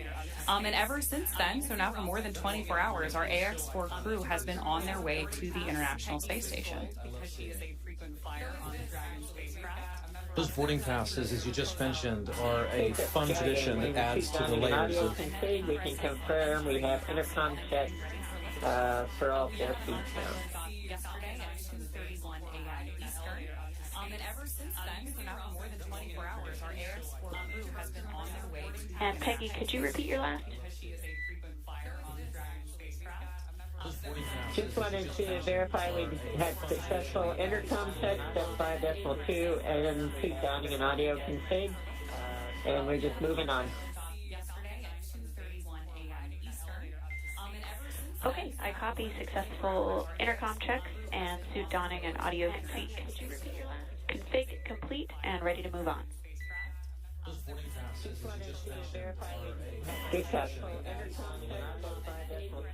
So you'll hear us continue to talk from mission control here at SpaceX and the big loop, right? We've got NASA in the loop now too as we approach the ISS to our crew on board to perform comm checks. SpaceX Dragon suit donning and audio config is complete for all 4 crew members. And to provide status updates. SpaceX copies. 4.010 suit donning and audio config complete for all 4 crew members. Mission control here at SpaceX and the big loop, right? So that's particularly good news for mission control because one of the things that we have our astronauts do anytime we enter a dynamic phase of flight is put on those IVA suits. So when we talk about suit donning, they've been comfortable, right? Like we had those spacesuits on for liftoff, and hopefully we'll have some shots of liftoff from yesterday here for you in a moment. But we put those spacesuits on for liftoff, and then once we're safely in orbit, the astronauts can doff or take those suits off. But now that we're approaching the International Space Station again, we're going to don the suits, put them back on, because we're moving into that dynamic phase of flight. So we're getting some confirmation there from our crew to mission control that we're moving forward in each of these careful steps, preparing both the capsule and the AX-4 crew for docking to the ISS. These are all good call-outs. Yeah, great to hear. Yeah. Perfect. I love it. We were talking about ingress just a moment ago. We'd love to show you shots of launch from yesterday. The teams at Kennedy Space Center, the SpaceX teams and the NASA teams, we're able to get some great shots of this Falcon 9 and Dragon lifting off. This was also the second liftoff and landing for our booster yesterday, so pretty exciting to see that flight-proven launch vehicle once again flying from 39A. Perfect. I love it. And there you have it. Grace taking to the air for the very first time. That's a good point, Paul. This is our 5th and final Dragon in the fleet, which received its name yesterday from our commander, Peggy Whitson. Great shots of our crew there on their way up to space yesterday. Pretty exciting to see that flight-proven launch vehicle once again flying from 39A. Flying with them was their zero-G indicator named Joy, and Joy has become a defining characteristic of this crew. As you saw there, the smiles and the joy on the faces of the crew members as they experienced launch, felt that acceleration, and then ultimately the lack of acceleration, the silence of microgravity at the end of all of that ascent. We then got to see them hours later on an on-orbit event as they were experiencing microgravity for the first time just a few hours ago. And here's a lovely moment. Ground, ISS has completed their swap to the Bravo unit for C2V2. We're ready to try again for the Big Loop comm check. If you could change your C2 destination back to ISS, and we'll give it another shot. See them hours later on an on-orbit event as they were experiencing microgravity for the first time just a few hours ago. Here's a lovely moment. So Joseph mentioned this earlier, but C2V2 stands for Common Communications for Visiting Vehicles. And what we're doing now is that final comm check as Dragon approaches the ISS to make sure that we're ready for our visiting vehicle. Station on the Big Loop. We are very excited to have you loud and clear, Peggy. And we are excited to hear your voice and looking forward to seeing you guys shortly. C2V2 stands for Common common communications. Can't wait to see you either, Peggy. Excited you guys are And here. what we're doing now is a final comm check as Dragon approaches the ISS to make sure that we're... And SpaceX copies Dragon loud and clear on the big loop. We are very excited to have you loud and clear, Peggy. And Houston copies SpaceX, ISS, and Dragon on the big loop. And we have you loud and clear also, Houston. So that was an awesome illustration of the big loop. You just heard astronauts on board the ISS talking to astronauts on board Dragon, confirmed by Mission Control here in Hawthorne, and then confirmed again by Mission Control in Houston. That is why they call it the big loop. We're literally going around the world. It's great. We are. Everyone checking in, confirming that we're good, that we're ready to progress. And so obviously we'll continue to listen in, and hopefully that continues to call out what we need to hear to continue forward. So we were showing you shots of the crew inside the Dragon from earlier today. This is the four of them with their spacesuits off, as you mentioned. They doffed the spacesuits. This is in their other attire. And this was each of them taking a moment to speak to their country in their own language, as well as just acknowledge what it was like to see Earth for the first time out those On the windows. big loop, you are go to begin your suit leak check procedure 4.011. The four of them with their spacesuits off, as you mentioned. They doffed the spacesuits. 4.011 is in work. And this was each of them taking a moment to speak to their country in their own language. The good news there that our crew is moving forward with additional checks on board. We're obviously working a lot of different procedures here too. You'll hear our team call out a series of different numbers. They're all carefully enumerated procedures that we step through to make sure that we don't miss anything in any of the steps that's going to take us to get to the ISS safely. Speaking of which, just in case you're just joining us, it would be good to go over many of the steps that took us to get to this point. Yesterday was launch day. Axiom-4 marks SpaceX's 18th human spaceflight launch overall. Including Axiom-4, Falcon 9 has supported 48 missions to the ISS with our Dragon spacecraft, starting with our first cargo resupply mission in 2012. And since 2022, SpaceX has supported the next generation. Dragon, we're at 2.2, ready to go, and suit leak check on the big loop. SpaceX's 18th human spaceflight launch overall, including Axiom-4, Falcon 9 has supported 48 missions to the ISS with our Dragon. Going through that suit leak check procedure now. Dragon SpaceX on the big loop, you are go to initiate suit leak check. SpaceX has supported the next generation. That's in work now. Axiom-4 marks SpaceX's 18th acknowledgement there from our commander. Including Axiom-4, Falcon 9 has supported 48 missions. So SpaceX has supported the next generation of commercial space exploration so far with 7 private astronaut missions. As of today, with today's AX-4 mission bringing the total to 4 missions to the space station in support of Axiom Space. I love it. So AX-4 is Axiom Space's 4th mission to the International Space Station, as we've said. AX-1 was the first private crew to the International Space Station. AX-2 is known as the first private mission to feature government-sponsored astronauts, while as AX-3 was our first all-European astronaut mission to the International Space Station. And this mission realizes the return to human spaceflight for India, Poland, and Hungary. The efforts of India are conducted through the Indian Space Research Organization, or ISRO, while the efforts of Poland are as a member of the European Space Agency, or ESA. As a member of ESA, the Polish Space Agency, POLSA, has named this mission Ignis. For Hungary, this is a mission facilitated by HUNOR, which stands for Hungarian to Orbit Program. And this mission is the first mission to the space station for India, Poland, and Hungary. And after more than 40 years, this is each country's second government-sponsored human spaceflight ever. Missions like these are significant for a number of reasons. Each of these commercial missions builds on the last, but they facilitate a sizable amount of public and educational outreach. Medical research, intergovernmental relationships are built and fostered through these moments, and the list goes on. To be honest, there are a lot of hard work goes into each of these missions to make sure that every minute is maximized. Ultimately, each one serves as a critical stepping stone on the path to providing global, sustained access to low Earth orbit. Oh, absolutely. And at SpaceX, we want to help create a future where not just hundreds of people, but thousands and ultimately millions of people can travel off Earth to live and work in space and on other planets. It all starts with missions like these. It's hard to believe that it's been 5 years since Dragon radically changed how humanity gets to space, but I am very excited to see what this mission and all the ones to follow have in store. But with that, I do want to check back in with NASA at JSC. So Joseph, let's hand it back to you. Thank you, Ronnie and Paul, and absolutely, yes, it's an incredible day to welcome the Axiom Mission 4 to the International Space Station, and I know we've already covered so many key milestones, including what it took to get to this point right now, and arrival day is always a busy one aboard the We see 4 good suit leak checks. And right there, another great Another great milestone right there, 4 good suit leak checks. And we talked about that earlier, about during the dynamic phases of flight, the crew puts those suits on to make sure that everything is safe and sound for them, to provide that extra layer of protection as they continue to chase down the International Space Station. Now, from the Space Station perspective, here inside the International Space Station Flight Control Room at NASA Johnson Space Center in Houston, Texas, arrival day is always a busy one.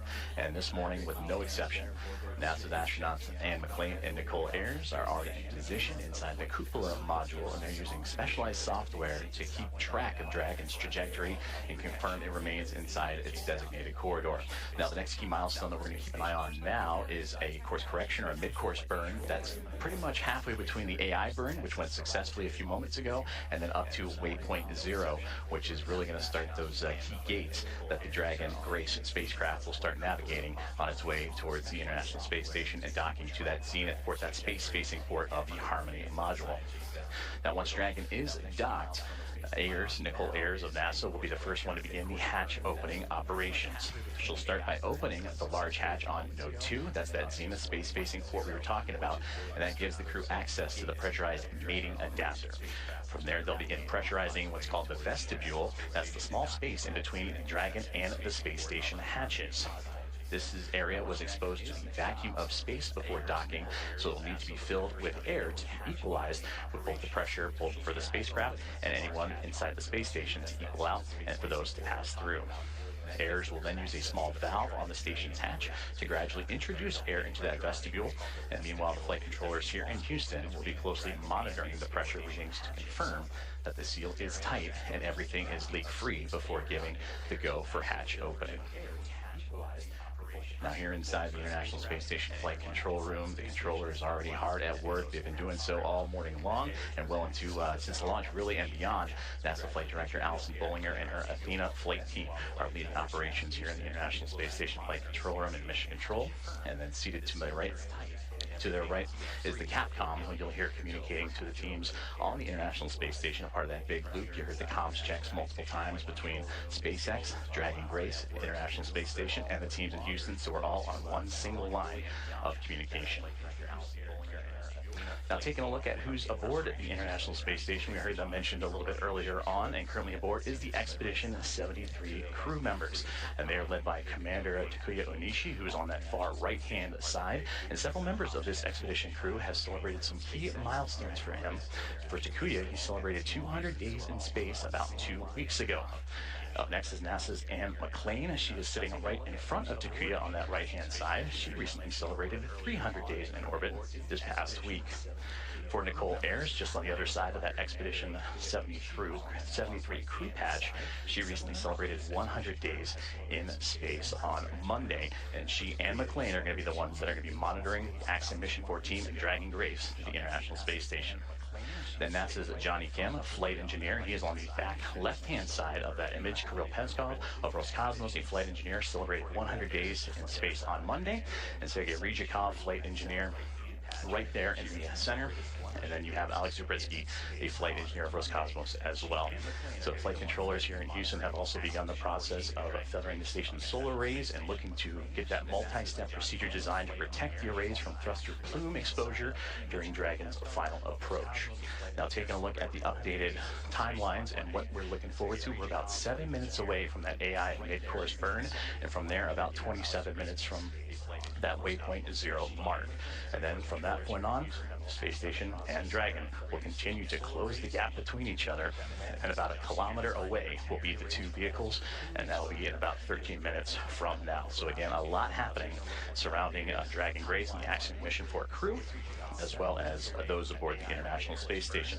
We mentioned earlier that this will become a team of 11 that will be joined together, and after docking, which right now is continuing to be adjusted and working closer to about 5:22, approximately 5:22 a.m. Central Time, and then we'll have the hatch opening, which we just walked through the procedures of having to equalize the pressure between Dragon and Space Station so those could pass through, and then we'll have the welcome remarks shortly thereafter. So still a lot of key milestones coming up for everyone on board, but to dive deeper into that that AI mid-course burn, again, that's about the halfway point from the AI burn to waypoint 0, and that gives Dragon the ability to perform a mid-course maneuver, and that will give them to be about 400 meters or so below the International Space Station, and then of course will swing up and over top to then line itself up for waypoint 0, which will be against the zenith port of the International Space Station. And from there, Dragon will execute a small mid-course maneuver, and that's just to fine-tune its approach and bring it to about that 400-meter mark and get ready for the remainder of its gates and those checkpoints it has to come to for the International Space Station and Dragon to eventually meet up. Now, about 90 minutes ahead of docking, attitude control of the International Space Station will be handed over to the Russian thruster system, giving the station a finer point capability as Dragon closes in. We're looking forward to welcoming the Axiom Mission 4 astronauts aboard the International Space Station. Now, as we continue to get ready for that approach initiation burn, or that mid-course burn in about 5 minutes or so, we're going to continue to check in with our teams in Hawthorne and here on the ground in Houston. As you can see right there, the process that it took for Dragon to get to the International Space Station, starting about 45 minutes after launch yesterday with the phase burn, and then that stair-step approach to get to the front door of the International Space Station with those 5 key burns leading into the approach initiation. Now, all teams on board the International Space Station have been up and at it early this morning. We talked about the roles for Nicole Ayers as well as Ann McLean getting ready to welcome the Axiom Mission 4 team. You heard the great communications between the two already as they're eager and anxious to welcome Peggy Whitson, the former NASA astronaut and commander of Axiom Mission 4. She continues her record-setting mark as the most experienced astronaut, American astronaut in the history. On board the International Space Station have been up and at it early this morning. We talked about the roles for Nicole Ayers as well as Ann McLean getting ready to welcome the Axiom Mission 4 team. You heard the great communications. Currently listening into the loops of here, the teams on the ground as they're getting ready to do a go, no-go for waypoint 0 as Dragon's continued approach to the International Space Station. Experienced astronaut, American astronaut in the history. Teams on board the International Space Station have been up and at it early this morning. We talked about the roles for Nicole Ayers as well as Ann McLean getting ready to welcome the Axiom Mission 4 team. You heard the great communications between the currently listening into the loops of here, the teams on the ground as they're getting ready to do a go, no-go for waypoint 0. As we continue to follow along and continuing to tune in, we take momentary pauses just to listen to both the big loop of communications as well as the communications here in Houston and in SpaceX. As again, the team's pulling a go, no-go for the International Space Station side of things to get ready for Dragon's arrival to the International Space Station. As I mentioned, once the mid-course maneuver is complete, it's then on to waypoint 0 and getting them to that 400-meter mark. And hopefully we can take a look at a little bit of that graphic of what's to come for the Dragon Grace and the team aboard Axiom Mission 4. And you see there, waypoint 0, about that 400-meter mark just outside the approach ellipsoid, that 400 kilometer by 2 kilometer by 2 kilometer invisible oval ellipsoid outside of the International Space Station, one of 2 imaginary boundaries that the Dragon will have to pass through, and then of course it'll make its way onto the keep out sphere, and that's that 400-meter mark that we've been talking about, and that's where it's zeroing in on right now. So we've completed the approach initiation burn, which had them about 7 kilometers below the International Space Station, and now about 2 minutes and 45 seconds away from that mid-course burn, and will continue to track as Dragon and Grace continue to fine-tune itself and get ready to go and connect itself for the International Space Station. zeroing in on right now. Now, of course, before Dragon is given permission to move inside the approach ellipsoid, the spacecraft configured to be known as what is a 24-hour safe trajectory. And this means that if Dragon were to lose control in its thrusters, it will be at least 24 hours before it could move inside the approach ellipsoid again. So again, those upcoming milestones, everything continuing to press on along as Dragon, so far so good, as it continues its chase down of the International Space Station. Before Dragon is given permission to move inside the approach ellipsoid, the spacecraft configured to be known as what is a 24-hour safe trajectory. This means that if Dragon were to lose control and its thrusters, it will be at least 24 hours before. Now this maneuver continues on the big loop. We are about 1,900 meters away and about 10 minutes out from having you jump into 1.102.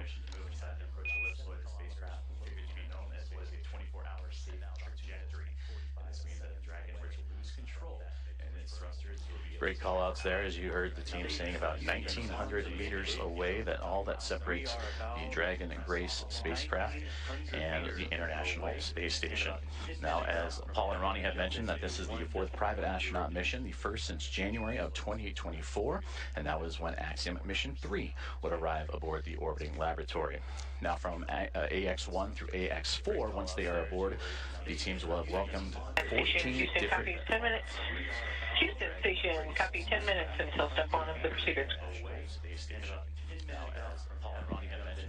And continuing to track about now 55 seconds away from that AI mid-course burn, and was saying from AX1 through AX4, the International Space Station will have welcomed 14 different private astronaut crew members representing 11 different nations, and showcasing again how private astronaut missions truly expand access to the space station for more nations, people, and opportunities. And we'll continue to tune into all of the loops here inside of the International Space Station, the flight control room, as we await the AI mid-course burn. And now standing about 20 seconds away as it continues to fine-tune, Dragon Grace continues to fine-tune its path towards the International Space Station.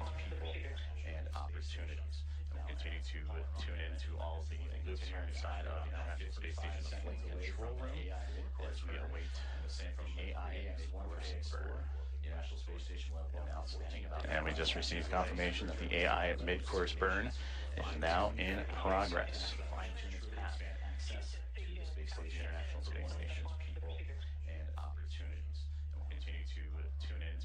And again, this is done about halfway from our starting point, which was the approach initiation burn, and that'll get Dragon on its path towards waypoint 0. It's just a small burn, but again, all about fine-tuning and its approach to ensure that we're targeting a precise point of about 400 meters directly below the International Space Station. And again, this is done about halfway from our starting point, which was the approach initiation burn, and that'll get Dragon on its path towards waypoint 0. It's just a small burn, but again, all about fine-tuning its approach to ensure that we're targeting a precise point of about 400 meters directly below the International Space Station. As you can see on your screen, the team on the right-hand side is those working and monitoring the AI mid-course burn, as well as the teams on the left.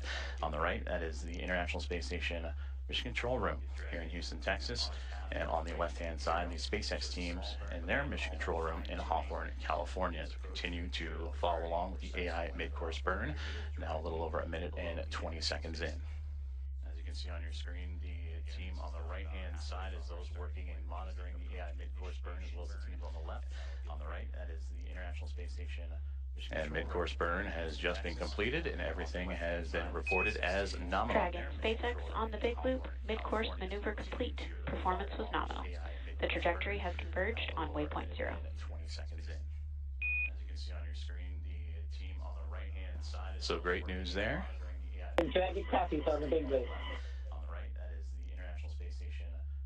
And confirmation from Dragon Grace, and you heard Commander Peggy Whitson relaying down to the ground, and now the next milestone that we're zeroing in on is waypoint 0, which will be about 18.5 minutes from now. Is that slow but methodical approach for Dragon Grace and the Axiom Mission 4 team continues to make its way towards the International Space Station. And with that, we'll check back in with Ronnie and Paul back in Hawthorne. Awesome. Thanks so much, Joseph.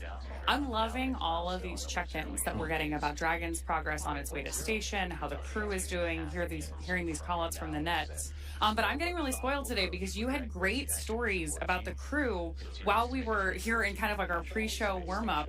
And I would love to hear a little bit more about how you followed along the AX4 crew in like the 10 months leading up to this. Absolutely. And really like followed their preparations and everything that brought the crew to today. Certainly. And so there's obviously a large team that facilitates all of the operational training flow and helping prepare them for this moment.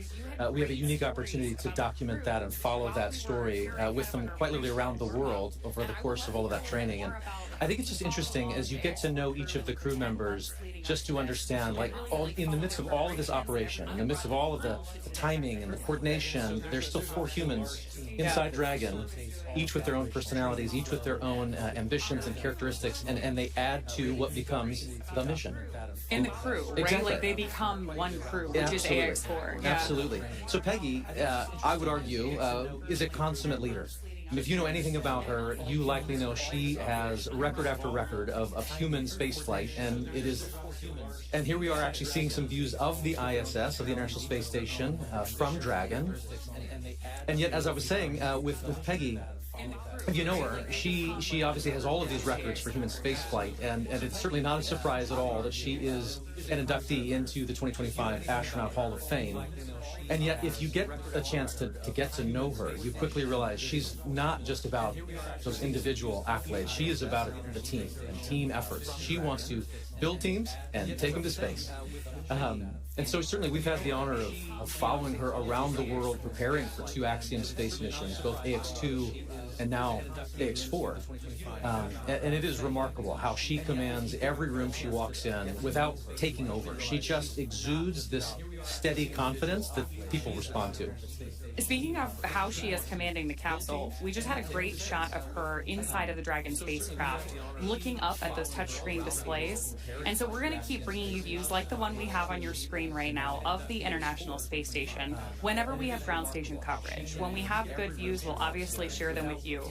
This one is particularly cool because we're watching the International Space Station come into focus through a camera that is under Dragon's nose cone. So right after we got through launch and orbital insertion yesterday, we deployed the nose cone and exposed those docking hooks that we're going to use for the hard capture. Station Houston on the Big Loop. Dragon range is approximately 1,000 meters. Monitor long-range approach for steps 1 to 4 in 1.102. Dragon approach and retreat monitoring. ISS crew is now primed for vehicle approach monitoring.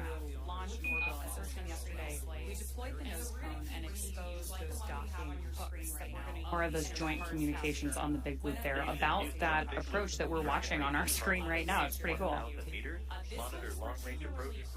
Absolutely, and it looks as though Dragon is currently underneath the International Space Station. We're looking almost at it from underneath. Yeah, we had those great graphics earlier that showed how we're balancing this really careful geometry and approaching each step with these methodical burns. About that approach that we're watching on our screen right now. It's pretty cool. Acknowledgement from our commander there. So we're stepping through each of these really methodical burns of those Draco thrusters on board Dragon. There are 16 of those thrusters around the spacecraft, and we use them for these careful, fine-tuned maneuvering once we get to orbit. So right now on our screen, we've got our commander, Peggy Whitson, and our pilot, Shubhanshu Shukla. And you got a chance to chat with Shuks in the lead up to this launch too, right? Absolutely. He is such a unique, quiet force. He is witty and smart, and I tell you, 3 steps ahead of any given moment, and you don't even realize it. He's already there. He has said that his career is defined by simply saying yes. Which I thought was so interesting and powerful and simple. I mean, effectively, he was saying that every opportunity, whether it was to get a chance to learn to fly or join the military or even pursue this mission, he simply said yes. And in doing so, he's walked through the door and made the most of it. No matter what he's faced alongside this crew, from days of poor weather out at the Knowles expedition which is the National Outdoor Leadership School, to processing kind of the immense volume of procedures that must be taken on and understood across all of the myriad of procedures that one must understand and become proficient on for this kind of a space flight. In the midst of all of that, he has remained calm and collected, and quite honestly, he just made it look easy. And what's more, he has this unwavering spirit about him that just invites everyone around him to step up and into their roles effectively. It's awesome to hear these stories about the way this crew really came together and everything that brought them to the mission today. For those of you who are just joining us, we have some great graphics along the base of your screen to help you follow along the mission the same way that we have been eagerly following it for the last several weeks, really, in the lead up to today. So along the bottom left-hand corner, we've got some telemetry on where our Dragon spacecraft is, including its speed and altitude. And then on the bottom right-hand corner of the screen, you actually see our location around the Earth. And that rightmost corner is the firing of those Draco thrusters on board. And right now we're getting great views from inside the spacecraft of our crew working with those touchscreen displays, stepping through these checklists. And now we're getting our first views from station looking down at Dragon, which is always my favorite moment of docking. Absolutely. Because you know that the astronauts on board the International Space Station are, we heard it in their voices earlier, are excited for this crew to be on board. It's also one of the few moments where you really get a sense of the speed and the scale of all of this operation, right? Seeing the Earth just roll behind with those clouds, you suddenly get a sense of perspective that is just unlike anything else. Yeah, absolutely. And one of the things that we're doing here and why we're moving so carefully through each of these maneuvers is that, as you've noted here, these spacecraft, both the International Space Station and Dragon, are still moving really fast. So we need them to approach each other with a relative speed that's very gentle so that that docking is smooth and steady, just the way that we intend it to be. But we're still moving like 17,500 miles per hour, lapping the Earth every 90 minutes. So this is a very high-speed but careful maneuver to make sure that we get our entire crew safely aboard the International Space Station. Absolutely intricate, methodical, one step at a time. There you go. Speaking of people who are particularly methodical, you were mentioning that Swabosh is like very deliberate in his actions and his lead up to everything with the crew earlier. Swav, yes, as he likes it, as we like to call him, Swabosh Uznensky Vishnevsky, is quite a lot to say. So they've quite poignantly call him Swav. He is brilliant, and I tell you, but more specifically, Dragon, SpaceX on the big loop. Pause here. Ground is go for approach 0. Burn is enabled. Maneuver start time is 9:34 Zulu. As a reminder, Dragon will nominally continue approach through waypoint 1 toward waypoint 2 without stopping at waypoint 1. Quite intricate, poignantly call him Swav. He is brilliant, and I tell you, and there we have another. Dragon copies all, and we're go for the approach as well. Another call out between Core and our commander, acknowledged by Commander Peggy Whitson. And that was a cool call out too, because we told the crew that we're going to move right through waypoint 1. Each of those waypoints are an opportunity for us to pause and make sure that everything's going well. So that means that everything's really going on track, right? We're ready to move into this next process of approaching the station. We were talking about Swav, and just to finish that thought, I have often described him as somebody who is brilliant, but more specifically, he is curious. Swabosh is certainly one who is genuinely in pursuit of knowledge and understanding. I've actually never seen him to shy away from asking the next question. Throughout all the training, you can expect him to raise a hand and lean in, and everyone else does as a result. I mean, you just kind of get pulled into that earnest pursuit of knowledge. And he wraps it all up in a pretty good charm. He's exciting to learn beside. You know, I for one, found myself wanting to lean in and learn alongside him as an outsider here. But his curiosity is probably matched only by his love for exploration and being out in the unknown. From sailing to hiking to kind of peering over that next ridge, he is one who is constantly seeking and experiencing something new. He has a love for this life and for this planet that is infectious. One can only imagine how that perspective is growing as he's looking out the window and seeing the Earth and perhaps even maybe the ISS at this point outside Dragon.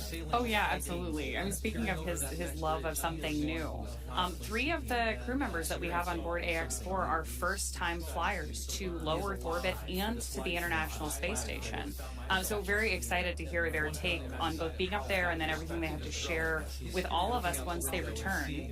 So with that, can we round out some stories here for our 4th crew member? Absolutely. So Tibor, he is an incredible thinker.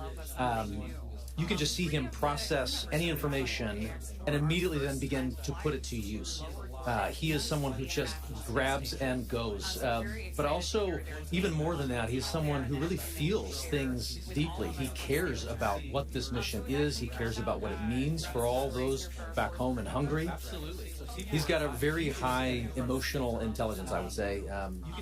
He can read the room in an instant. But I tell you, really, his gift to humanity is to then be able to elevate and brighten everyone around him.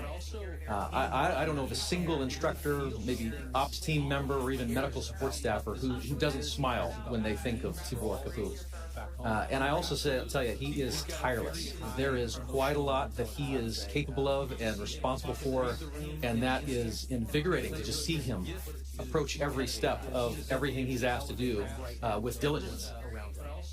And there were a lot of steps in the lead up to this for our crew. Astronaut preparation is extensive, from training that's specific to each crew member's role, to learning SpaceX protocols, space station systems, and preparing for the science and outreach activities they'll be conducting in space. Private astronaut training is pretty rigorous. So in addition to the work that they did in the field, like you mentioned with the National Outdoor Leadership School, or NOLS. Station Houston on the Big Loop. First up, 1 of 1.102. Can you please confirm Dragon is in sight and give us an attitude assessment? Preparing for the science and outreach activities they'll be conducting in space. Private astronaut training is pretty rigorous. So in addition to the work that they did in the field, like you mentioned with the National Outdoor Leadership School, or NOLS. Station Houston on the Big Loop. First up, 1 of 1.102. So we are standing by for that update there on the attitude of the spacecraft. Attitude, when we're talking about space travel, means the position of the spacecraft. So with that, I do want to bring it back to the training, because this crew on board AX-4 spent 35 days training inside Dragon. To prepare them for flight, our teams at SpaceX spent the last several months teaching the crew about orbital mechanics and how to live inside the Dragon spacecraft. Well, this was more of a review for Peggy Whitson. For the rest of the crew, as we mentioned, this is their first time flying to space. Our training program includes nearly 100 different lessons covering all aspects of the flight. The crew spent time inside our Dragon training spacecraft to run simulations of ascent, space station rendezvous, which we are doing right now, and re-entry. And they also spent time at the launch pad in our suit-up room and working through emergency procedures that would be necessary in the unlikely event of a pad abort. And in addition to the critical training from SpaceX associated with... The crew spent time inside our Dragon training spacecraft to run simulations. Houston reads you loud and clear. Space station rendezvous, which we are doing right now, and re-entry. And they also spent time at the launch pad in our suit-up room and working through emergency procedures that would be necessary in the unlikely event of a pad abort. And as we were saying, in addition to the critical training from SpaceX associated with all of these dynamic phases of ascent and return, Axiom Space has facilitated a host of training efforts since August over these last 10 months to ensure that the crew and all of those who support them are ready Station for this Houston on mission. the Big Loop. We did not copy your last.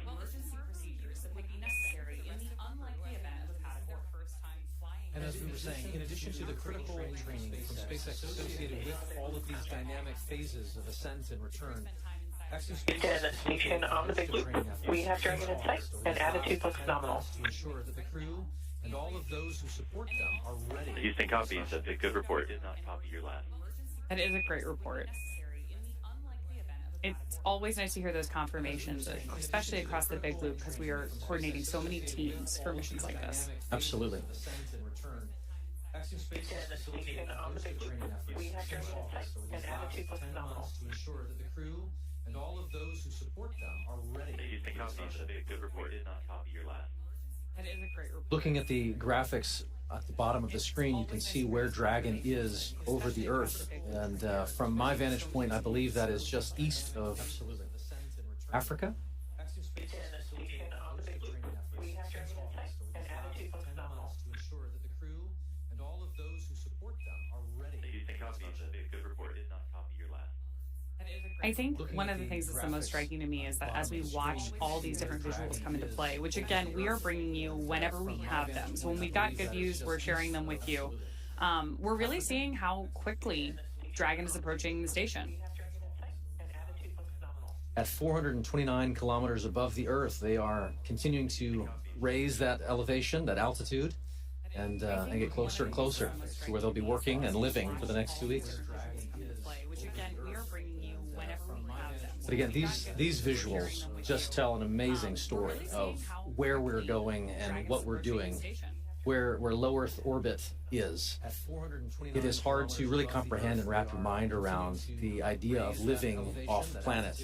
And yet visuals like this start to help you make that real.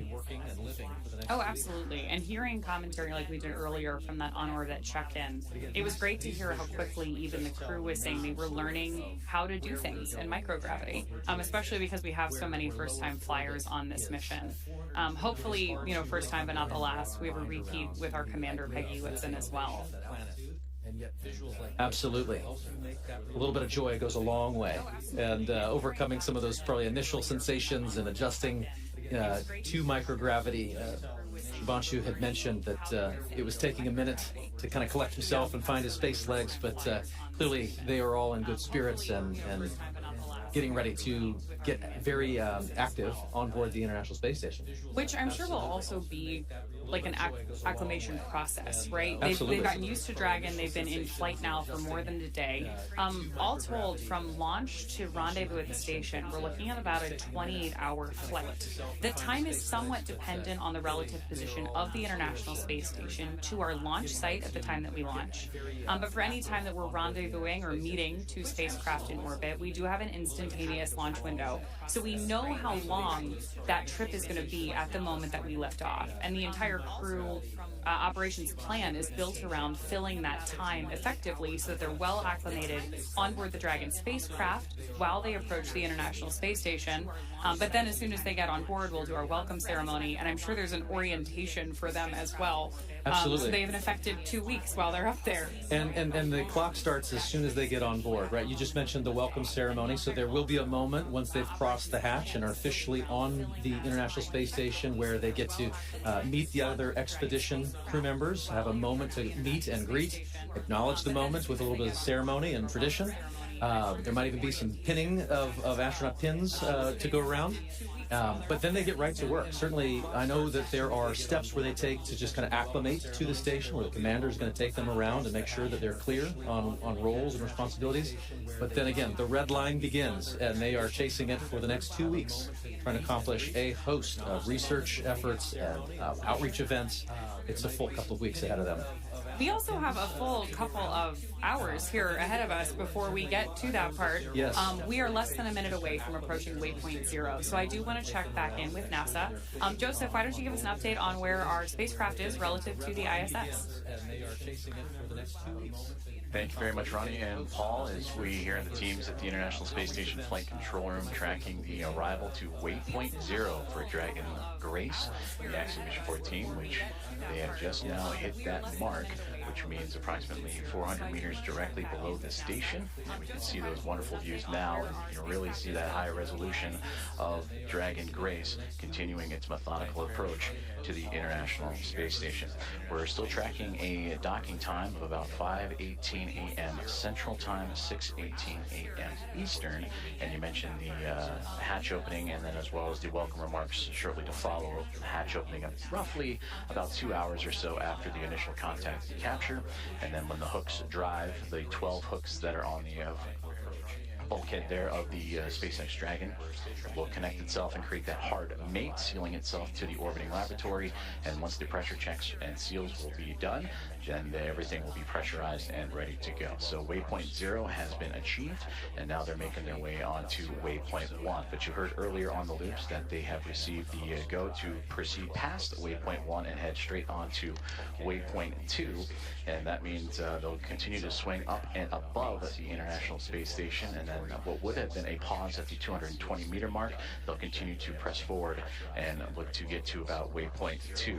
And waypoint 2's arrival will be just right on the doorstep of the International Space Station, about 20 meters away. Big Loop approach 0 has started, and the trajectory has converged on waypoint 1. Expect arrival at waypoint 1 at 10:09 Zulu. What would have been a pause at the 220-meter mark, they'll continue to press forward and look to get to about waypoint 2. And waypoint 2's arrival. Checking arrival at waypoint 1 at 10:09 Zulu. Approach 0 has started, and the trajectory has converged on waypoint 1. And there you heard it right there, that they are continuing to move on along and get ready to approach what would be waypoint 1, which that milestone will be in about a little less than 40 minutes from now. As you see right there on your screen, the Dragon Grace spacecraft continuing its methodical approach to the International Space Station. And of course, the 7 members aboard Space Station right now, looking forward to welcoming Commander Peggy Whitson, pilot Shubhanshu Shukla, as well as mission specialists Sławosz Uznański-Wiśniewski and Tibor Kapu to the orbiting laboratory. And a welcome back to Commander Peggy Whitson. This will be her 5th time in her 5th space flight. All of her space flights, what are the previous 3 with NASA and now 2 with Axiom Space, all key components and key missions involving the International Space Station.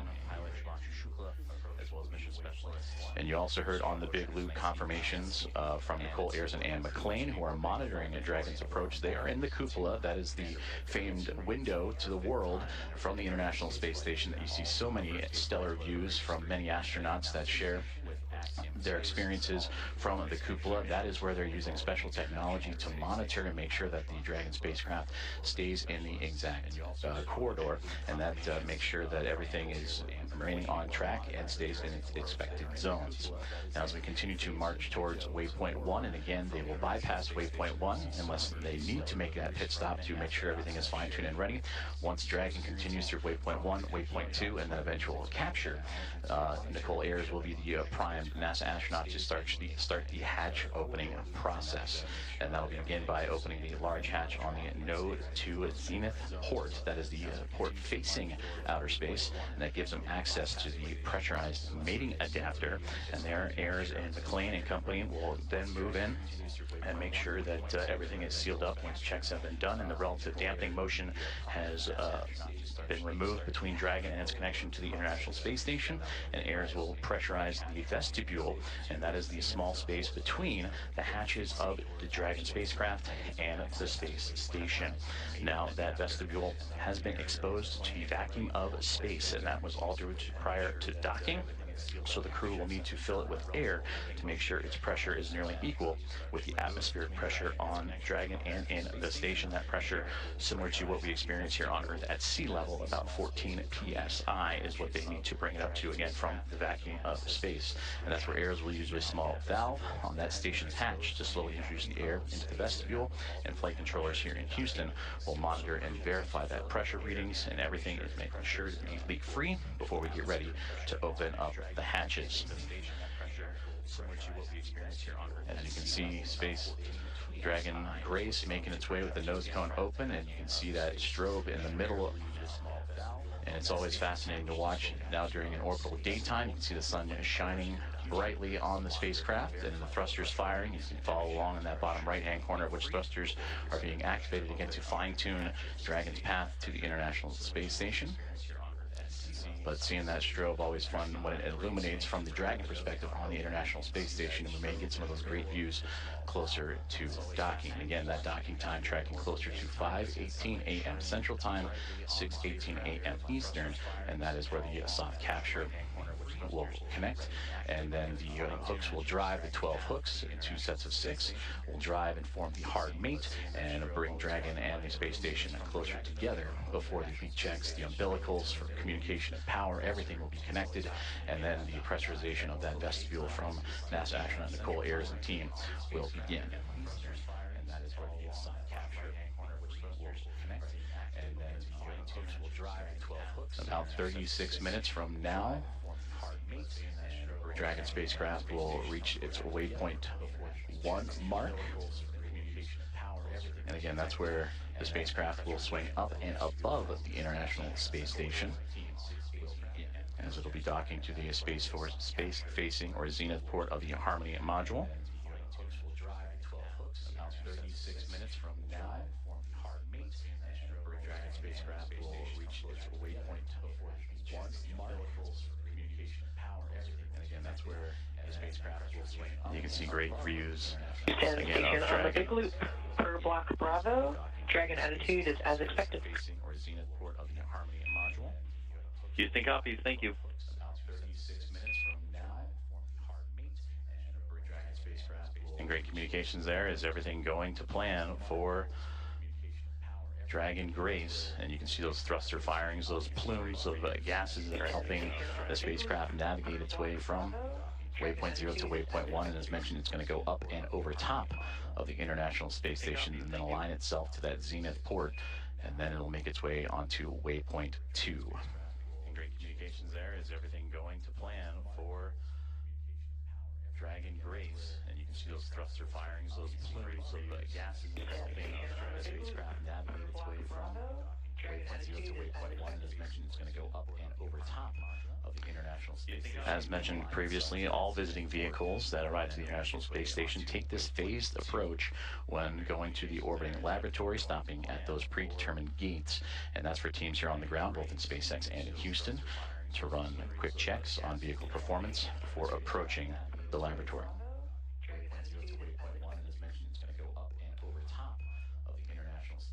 And there you can see that strobe effect that we were talking about just a moment ago as it illuminates the views from the International Space Station looking at the Dragon Grace spacecraft as it continues its methodical approach to the station, as they are now just in the southernmost regions of Australia and making its way into the Pacific Ocean.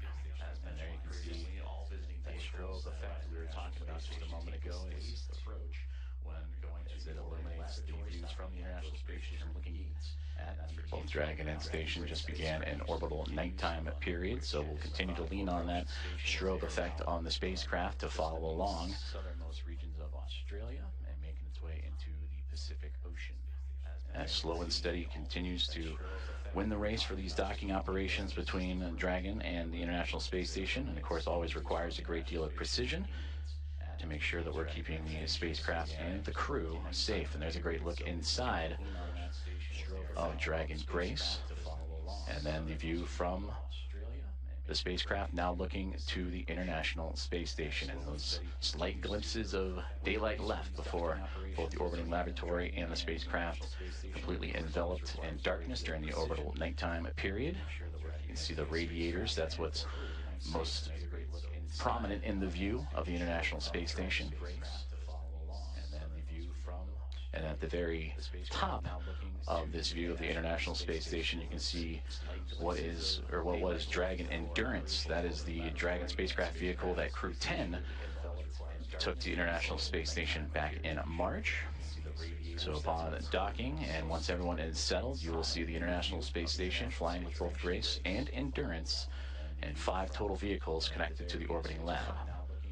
This view of the International Space Station, you can see what was Dragon Endurance. That is the view inside of the Dragon spacecraft. You see from just over the shoulder of Peggy Whitson and Shubhanshu Shukla, the commander and pilot, as they are continuing to monitor the progress of the spacecraft. And there are the final faint views of the International Space Station before the orbital nighttime period. And as mentioned, these two chasing each other just off the southeast coast of Australia as we speak. From just over the shoulder of Peggy Whitson and Shubhanshu Shukla, the commander and pilot, as they are continuing to monitor the progress of the spacecraft. And there the final faint views. And a great view of that center screen there. We are seeing Dragon lining itself up with the International Space Station, and the views that both pilot Shubhanshu Shukla of ISRO and Peggy Whitson, commander of Axiom Mission 4, are monitoring.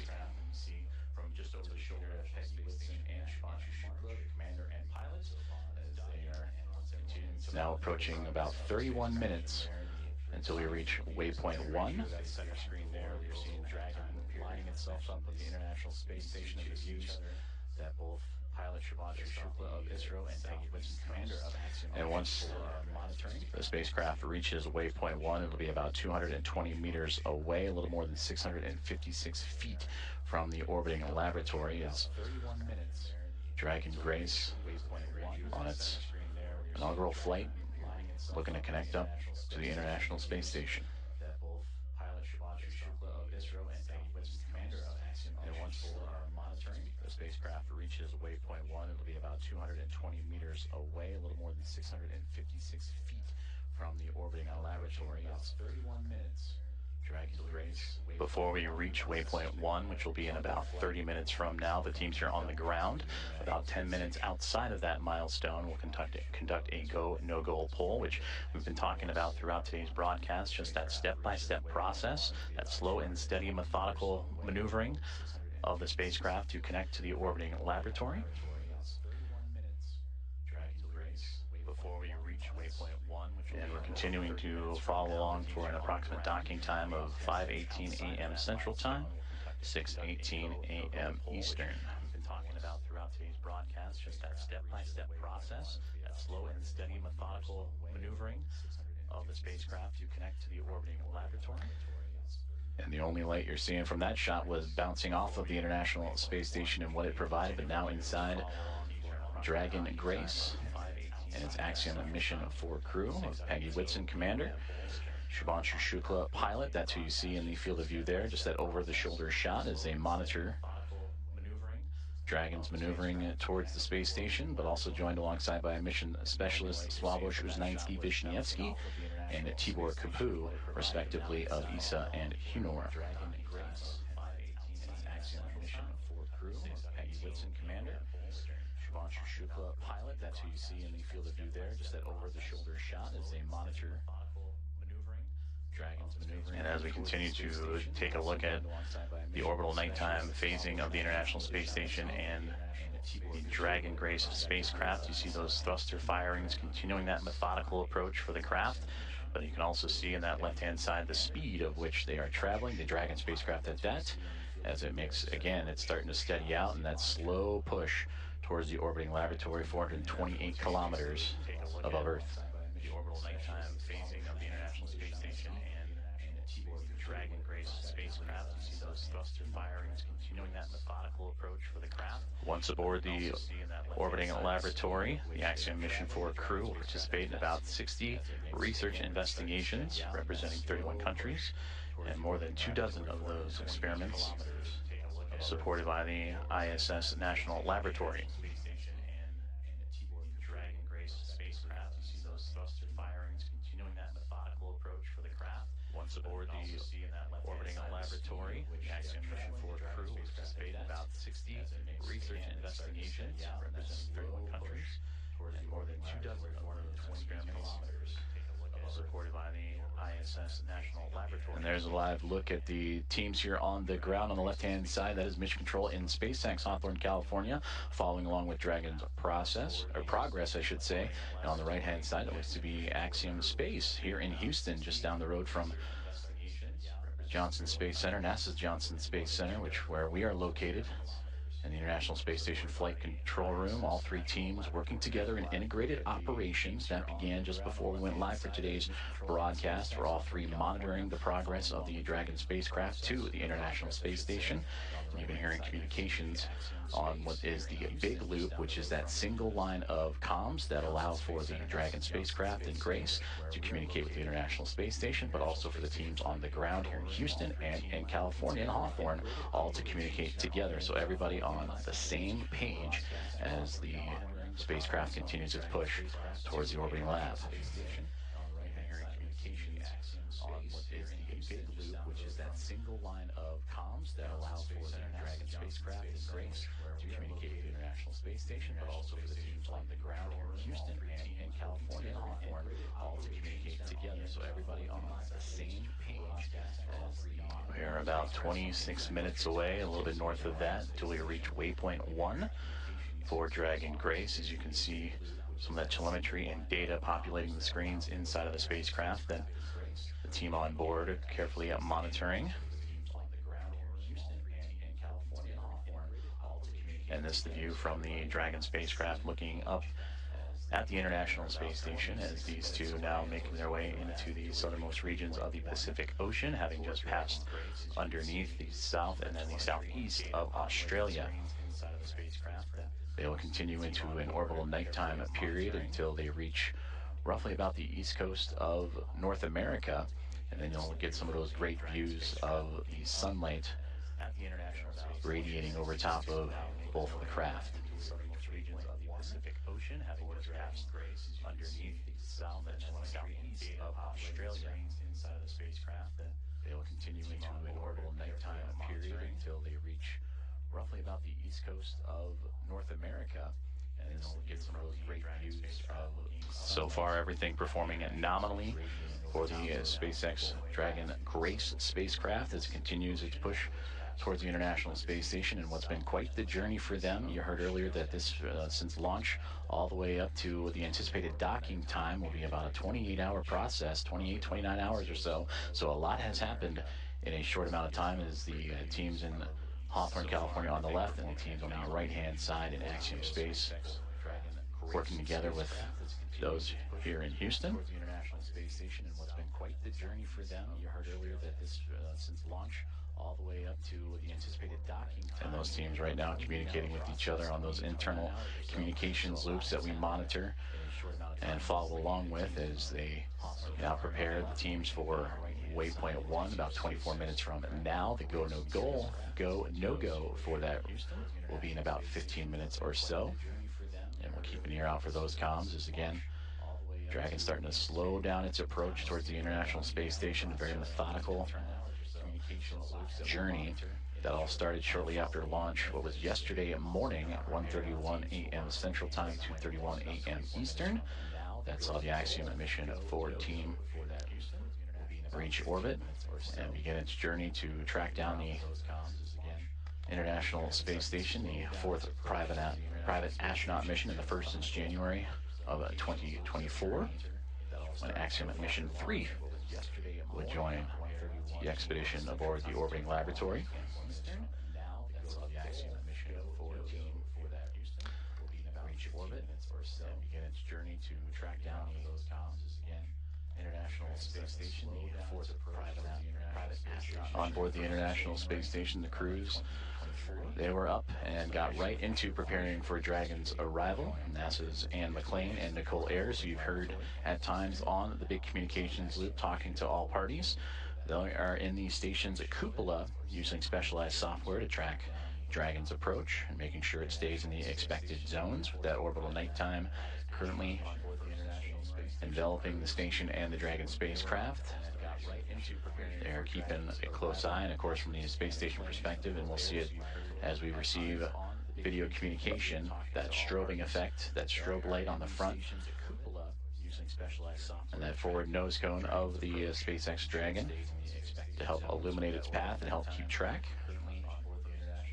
Enveloping the station and the Dragon spacecraft, and got right into preparing for keeping a close eye, and of course from the space station perspective, and we'll see it as we receive video communication, that strobing effect. Earlier we also received that as the Dragon spacecraft makes its way towards waypoint 1 about 22 minutes from now, that the teams on the ground were looking to bypass this milestone, but will again do a go no go poll, make sure everything looks exactly as it should before allowing that bypass of the spacecraft, and then its maneuver up and over top of the International Space Station, and then proceeding onto waypoint 2.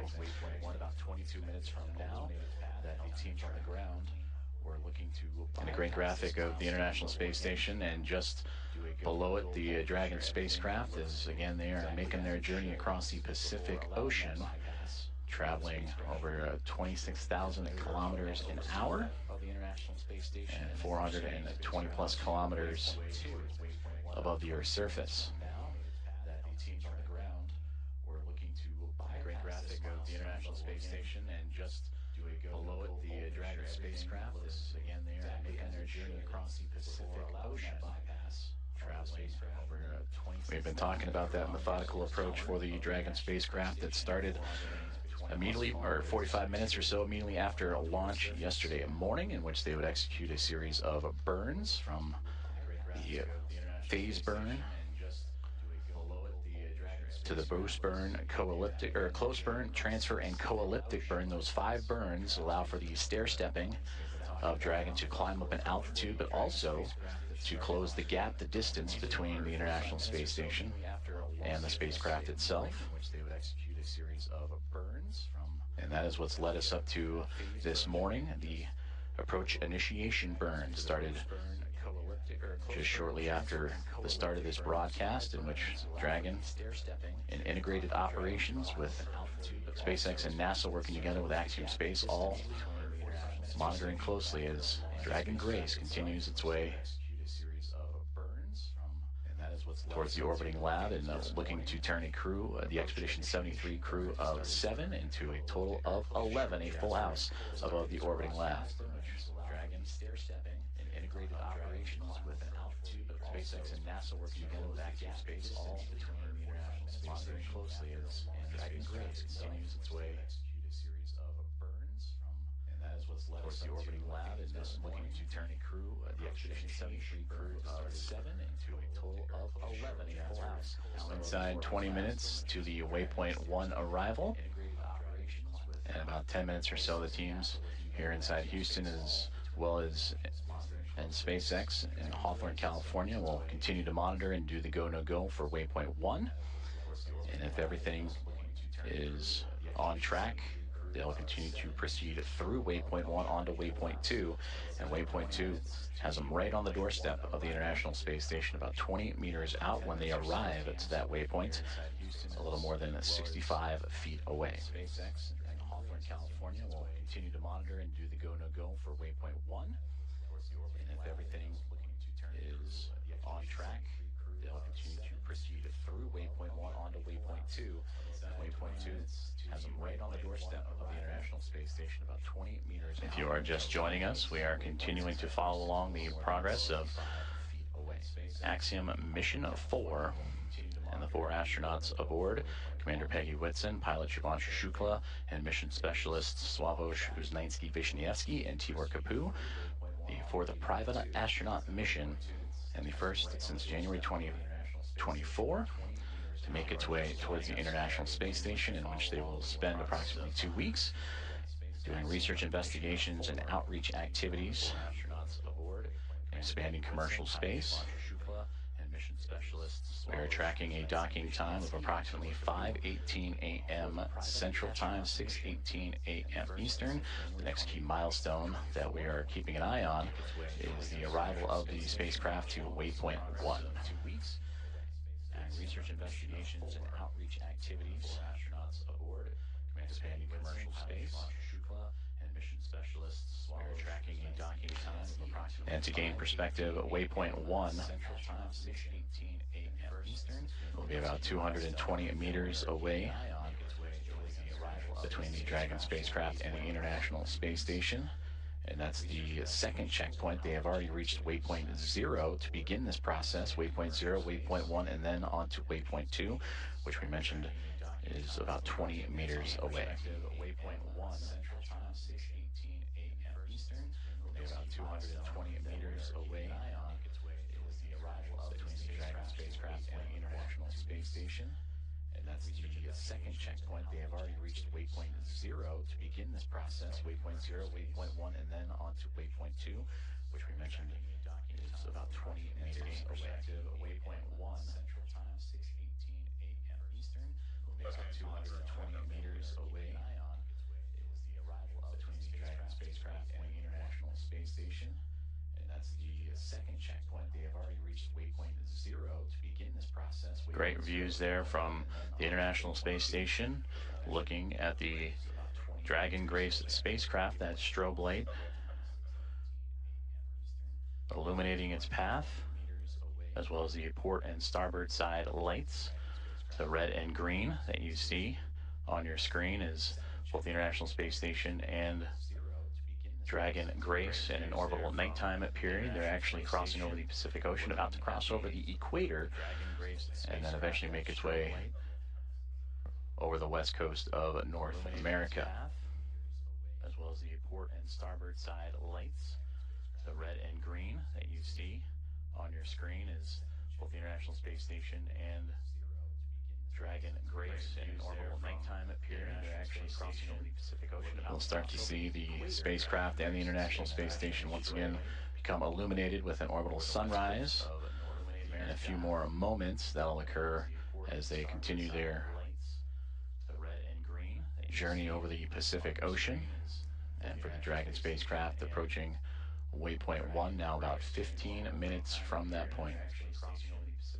We'll start to see the spacecraft and the International Space Station once again become illuminated. We'll continue to bring those great views as you see that slow and steady progress of the Dragon vehicle as it continues to track down the orbiting laboratory.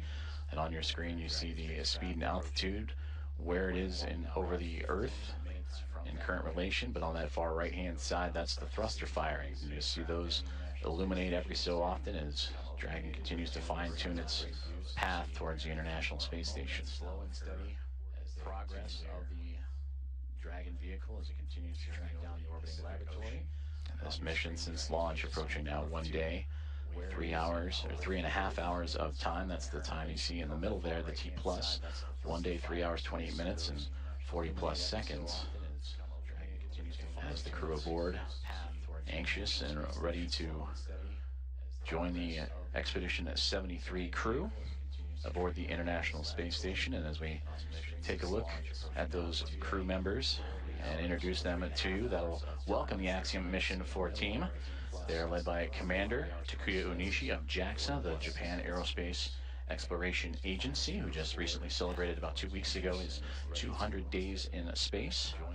Anne McLean, NASA flight engineer, will be there as well. Her and Nicole Ayers, the two NASA astronauts monitoring Dragon's approach to the International Space Station. For McLean, celebrating 300 days in space last week. And for Nicole Ayers, this past Monday, celebrated 100 days in microgravity. They're also joined by NASA astronaut Johnny Kim, flight engineer, and Roscosmos cosmonauts Kirill Peskov. For Peskov, he would also celebrate 100 days this past Monday as a part of the Crew at 10 team. And then Roscosmos cosmonauts Sergei Ryzhikov and Alexei Zubritsky also joining the cadre of 7 astronauts and cosmonauts aboard the International Space Station. NASA astronaut Johnny Kim, flight engineer, and Roscosmos cosmonauts Kirill Peskov. For Peskov, he would also celebrate 100 days this past Monday as part of the Crew at 10 team. And then Roscosmos cosmonauts Sergei Ryzhikov and Alexei Zubritsky also joining. We mentioned earlier this is the 4th private astronaut mission to the International Space Station, and the first since January of 2024 since Axiom Mission 3. From the Axiom Mission 1 now through Axiom Mission 4, the International Space Station will have welcomed 14 different private astronaut crew members representing 111 different nations, and showcasing how these private astronaut missions truly expand access to the space station for more nations, people, and opportunities. And we talked about this crew in approximately their 2 weeks on board the orbiting laboratory will participate in around 60 research investigations representing 31 countries, with more than 24 of those experiments sponsored by the ISS National Lab. In about 2 minutes, we'll monitor the loops and keep an ear out for the go, no-go poll on the ground for teams that will be monitoring Dragon's approach to waypoint 1. And that waypoint will be reached in a little less than a dozen minutes, 12 minutes from now. Sponsored by the ISS National Lab. Missions truly expand access to the space station for more nations, people, and opportunities. In about 2 minutes, we'll monitor the loops and keep an ear out for the go, no-go poll on the ground for teams that will be monitoring Dragon's approach to waypoint 1. And that waypoint will be reached in a little less than a dozen minutes, 12 minutes from now. Sponsored by the ISS National Lab.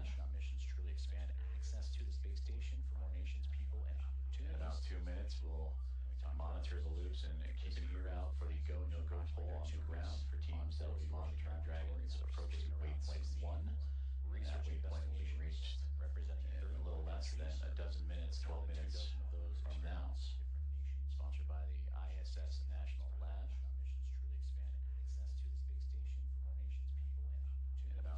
pilots will monitor the loops and keep an ear out for the go, no-go poll on the ground for teams that will be monitoring Dragon's approach to waypoint 1.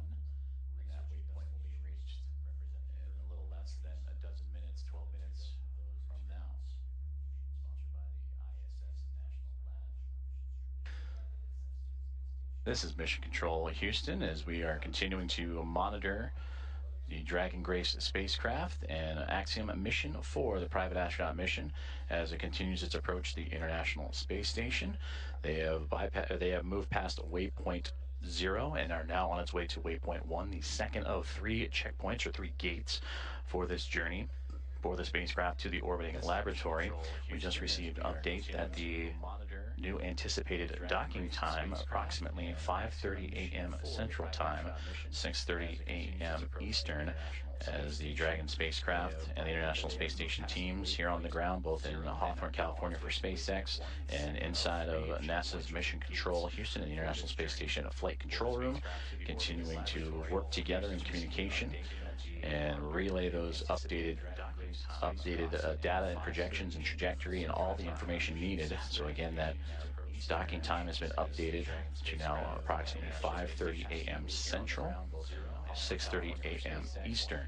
Inside of NASA's Mission Control Houston and the International Space Station Flight Control Room, continuing to work together in communication and relay those updated data and projection. The flight control teams here in Houston and listening in on the loops on overall communications have just pulled go for Dragon's approach to waypoint 1, and they will reach that milestone waypoint 1 in about 9 minutes from now.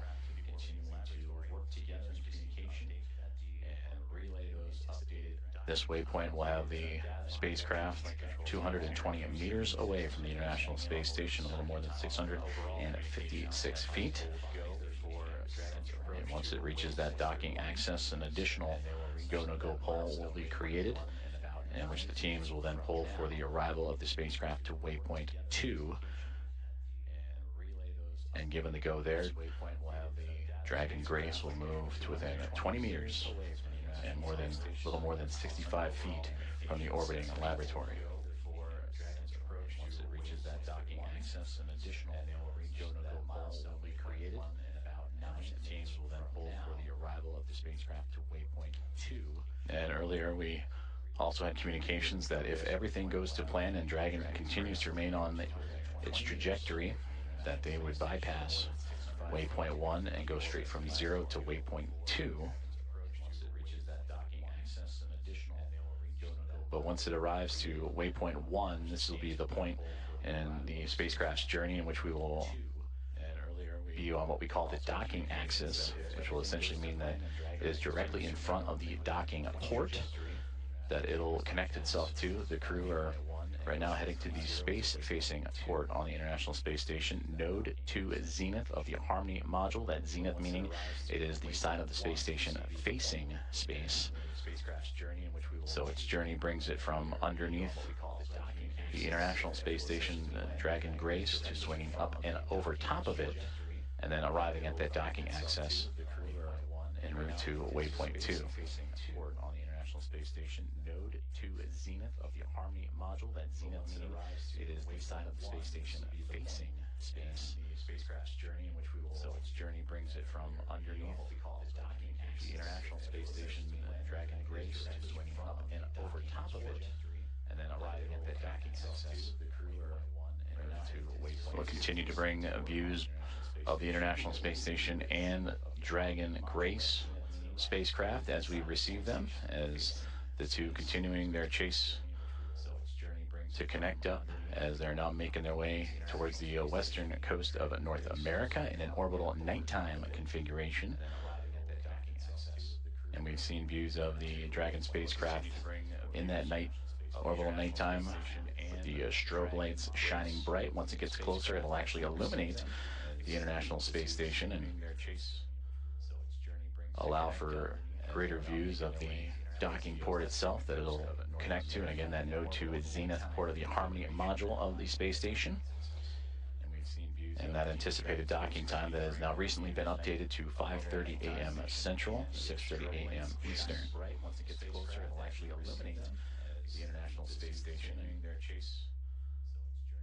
Allow for teams on the ground have pulled go for our Dragon's approach to waypoint 1, and that arrival to that checkpoint will be a little more than 5 minutes from now.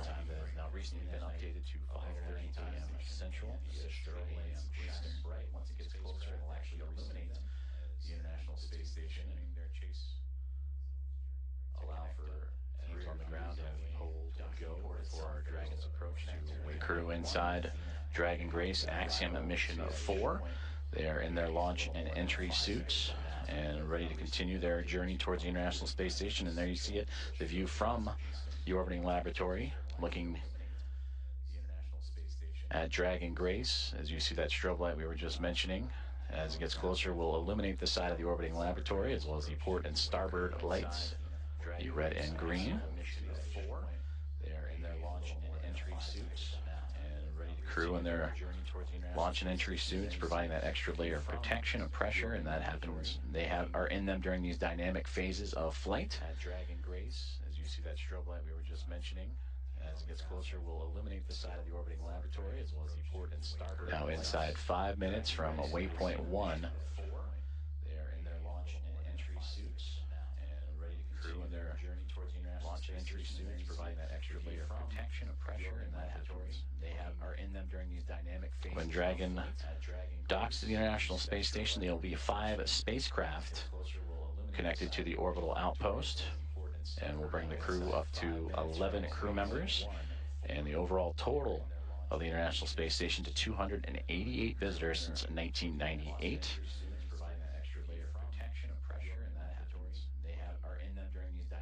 They will join the Dragon Endurance spacecraft that brought up Crew 10 back in March. They will also join with the Soyuz MS-27, the spacecraft that brought NASA astronaut Johnny Kim to the International Space Station in early April. And then 2 cargo craft, Progress cargo craft from Roscosmos also aboard the station, and then eventually the Dragon Grace spacecraft. As we get now views inside of Dragon Grace, and looking over the shoulders of Commander Peggy Whitson and pilot Shubhanshu Shukla of ISRO. International Space Station in early April. And you see them adjusting their monitors as the approach continues on for Dragon. And then a great view in the middle of the screen there of the path Dragon is taking. Last time we saw inside, it was more towards the left-hand side of the screen, in which Dragon now flying up and over top of the International Space Station. And now we get great views from Dragon Grace, and there's the strobe light. You can see it ever so faintly illuminating the International Space Station as it continues. Station Houston on the Big Loop. Dragon is transmitting docking camera video. Please confirm video and data updating in Dragon docking monitor. Also, we have a new docking time of 10:30. Of the International Space Station, and now we get great views from Dragon Grace, and there's the Can copies. We are seeing data on the Dragon docking monitor, and we copy 10:30 for the new docking time. Dragon is transmitting docking camera video. Please Houston copy. Video and data updating in Dragon docking monitor. Also, we have a new docking time of great communications there on the Big Loop between the teams in Houston and SpaceX, talking to Dragon Grace, and the confirmations of the updated docking time. You heard the words 10:30. That's 10:30 Zulu, which Central Time is 5:30, as we had mentioned, 5:30 a.m. Central, 6:30 a.m. Eastern. As we return to that exciting view from Dragon looking up at the International Space Station, you can ever so faintly see the solar arrays coming into view, and that strobe light illuminating the radiators, which are right along that central portion and angling upward. 5:30 a.m. Central, 6:30 a.m. Eastern. The International Space Station and the Dragon spacecraft now approaching the west coast of North America, right around the Seattle area, that border between the United States and Canada, as we are approaching 1 minute away from waypoint 1, the second checkpoint and second series of waypoints for the spacecraft to reach to. The teams have already pulled go, but we will listen for the call outs for that waypoint 1 arrival. Dragon, SpaceX on the Big Loop, approach 1 and soft capture ring extension will begin shortly. Dragon will continue approach to waypoint 2. As a reminder, manual impulsive retreat recovery is not permitted. The second checkpoint and second series of waypoints for the spacecraft. And Dragon copies all. For the call outs for that waypoint 1 arrival. Dragon, SpaceX on the Big Loop, approach 1 and soft capture ring extension will begin shortly. And there you heard communications on the Big Loop about that soft capture ring, and that is the initial contact that will occur between the Dragon spacecraft and the International Space Station, a soft capture, with that soft capture ring then retracting and the 12 hooks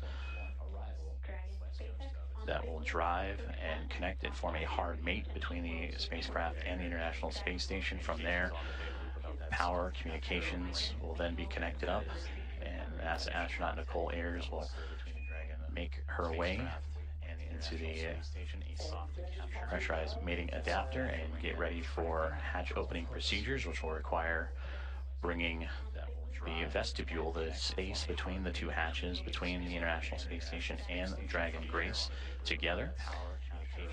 And there we see the orbital sunrise making its way over top of the International Space Station as they continue their pursuit of each other, now angling over at North America. Vestibule, the space between the two hatches, between the International Space Station and the Dragon Grace, together, power communications, and be connected up. There we see the orbital sunrise making its way over top of the International Space Station. And there in the center screen, if you look at the topmost of, the Dragon now perfectly aligned over top of the International Space Station, now looking down at that Node 2 Zenith port, and a great view just off the bottom portion there. That is the Dragon Endurance spacecraft that it will be just alongside of. So Dragon has reached waypoint 0, and on initial comms earlier that the teams on the ground, once reaching waypoint 1, have been allowed to bypass that waypoint and now move on to waypoint 2, which will be in about 9 minutes from now, and targeting docking in about 14.5 minutes from there. Go, no-go polls for docking in about 7 minutes as the teams on the ground continue to monitor Dragon's progress. And once they arrive to waypoint 2, there will be a pause, make sure everything is lined up just perfectly before that final approach and docking. Targeting and docking in about 14.5 minutes from there.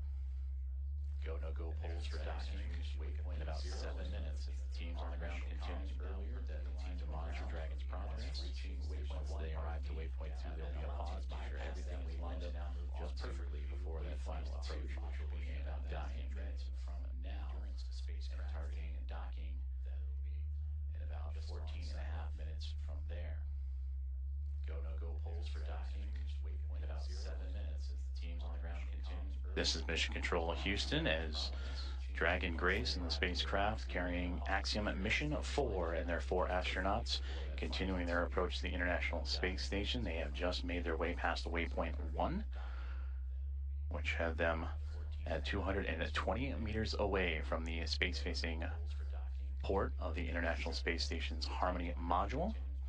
And now on the path to reach waypoint 2, teams on the ground have concurred or agreed that it will take a brief pause at waypoint 2, which is 20 meters away, to make sure everything is aligned precisely. And there you see the view from Dragon and that port of the International Space Station's Harmony newly illuminated International Space Station as the two craft navigating its way over North America, coming into an orbital sunrise and daytime period. 20 meters away, make sure everything is aligned precisely. And there you see the view from Dragon and that port of the International Space Station's Harmony newly illuminated International Space Station as the two craft navigating its way over North America, coming into an orbital sunrise and Daytime period 2, which is 20 meters away past the waypoint. Make sure everything is aligned precisely. And there you see the view from Dragon and that port of the International Space Station's Harmony, newly illuminated International Space Station as the two craft navigating its way over North America, covering green orbital sunrise and daytime period 2, which is 20 meters away past the waypoint. Make sure everything is aligned precisely. And there you see the view from Dragon and that port of the International Space Station's Harmony, newly illuminated International Space Station on the Big Loop. Dragon attitude is still as expected, and station is ready for docking. Houston copies. At waypoint 2, Dragon will briefly pause to align for docking, then automatically resume approach.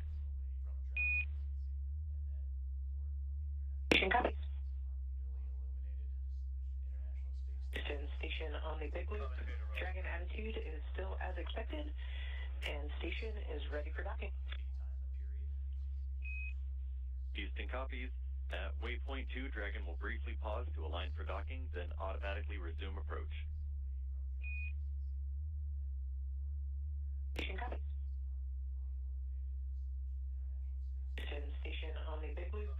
Dragon attitude is still as expected. You just heard great communications on the Big Loop from Station and Dragon, as well as the teams in Houston and in Hawthorne for SpaceX and NASA, as the Dragon Grace spacecraft continuing its approach to the International Space Station, carrying Axiom Mission 4 Commander Peggy Whitson, pilot Shubhanshu Shukla of ISRO, Sławomir Uznański-Wiśniewski of ESA, Dragon and SpaceX Tibor. Soft capture ring extension complete. Dragon will continue through waypoint 2 without a hold. And in Hawthorne for SpaceX and NASA, as Second copies, no hold at waypoint 2, and good ring extension. Space Station, carrying Axiom Mission 4 Commander Peggy Whitson. Great communications there. They were anticipating a brief hold to make sure everything aligns, but Dragon Grace continuing on what has been so far so good, a great rendezvous with the International Space Station. They will proceed to continue past waypoint 2. And you also heard in the communications with NASA astronaut Nicole Ayers, the station ready for docking. Make sure everything aligns, but Dragon Grace continuing on what has been so far so good, a great view of the SpaceX Dragon Grace spacecraft making its glacial approach to the International Space Station. And the view from the space station looking up as it approaches the space-facing or node 2 zenith port of the Harmony module. On what has been so far so good, a great view of the SpaceX Dragon Grace spacecraft. We are about 4 minutes away from the waypoint 2 arrival, which again they are expecting to move right past through without a hold. That is at the 20-meter mark, and proceed right on into docking, soft capture, and then soft capture ring retraction and hooks to drive. And that capture about Dragon 8 minutes and SpaceX 47 on the Big Loop. Ground is go for approach 2, and approach is now allowed. Reminder, ensure that visors are closed prior to Dragon's departure from the waypoint. Once Dragon is inside the crew hands-off point, retreat and breakout are not permitted. Soft capture ring retraction and hooks to drive. Dragon copies, and we have visors down, and we are go for docking as well. And copy on the approach. Inside 2 shots. Reminder, ensure that visors are closed prior to Dragon's departure from the waypoint. SpaceX copies, visors down, SpaceX crew is go for docking. Soft capture ring retraction and hooks to drive. Dragon copies, and we have visors All down, great communications there as the communications from the ground up to the SpaceX Dragon Grace spacecraft, as visors are down on the 4 astronauts inside as they continue their approach to the International Space Station, now nearly 7 minutes away from that initial contact. Dragon and the International Space Station now making its way over the northernmost territories of North America and Canada and heading towards the Atlantic Ocean.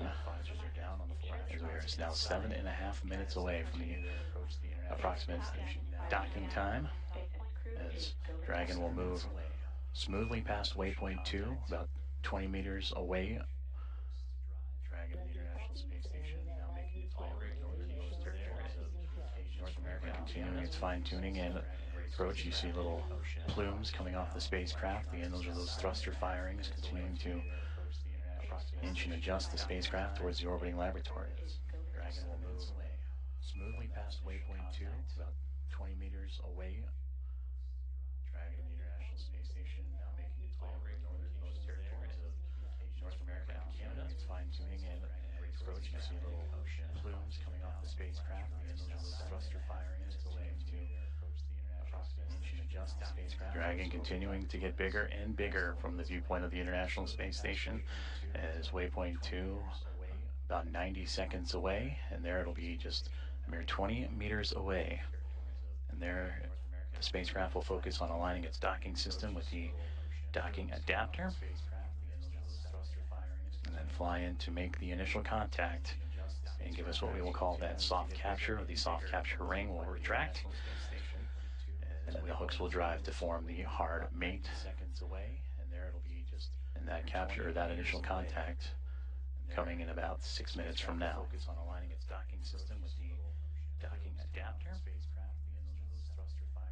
then fly in to make the initial contact and give us what we will call that soft capture. The soft capture ring will retract, as the hooks will drive to form the hard mate. Seconds away, and there it'll be just in that capture, that initial contact, coming in about 6 minutes from now. Focus on aligning its docking system with the docking adapter, and then fly into approaching 30 seconds away from waypoint 2 arrival, in which the Dragon spacecraft will be about 20 meters away, just called out 30 meters, so continuing its close in to the International Space Station. Coming in about 6 minutes from now. Focus on aligning its docking system with the docking adapter, and then fly into approach Dragon Grace, now 25 meters away to arrival, in which the Dragon spacecraft will be about 20 meters away, just called out 30 meters, so continuing its close in to the International Space Station. Coming in about 6 minutes from now. Focus on aligning its docking system with the docking adapter, and then fly into approach Dragon Grace, now 25 meters away to arrival, in which the Dragon spacecraft will be about 20 meters away, just called out 30 meters, so continuing its close in to the International Space Station. Dragon has now reached waypoint 2, 20 meters away from the International Space Station, and will continue its approach to the International Space Station. 25 meters away to arrival, in which the Dragon spacecraft will be about 20 meters away, just called out 30 meters, so continuing its close in. And there you can see a great view of that zenith port, that space-facing port of the International Space Station's Harmony module, and will continue its approach as the Dragon spacecraft right now sitting at waypoint 2, just 20 meters away.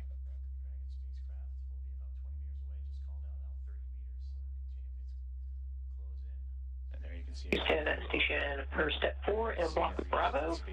Dragon attitude is as expected. Houston copies. Harmony module, and will continue its approach to the International spacecraft right now. Station Houston on the Big Loop. Dragon is on final approach and is go for docking. Monitor per steps 5 and 6 and 1.102. Station copies monitoring per steps 5 and 6. Dragon attitude is as expected.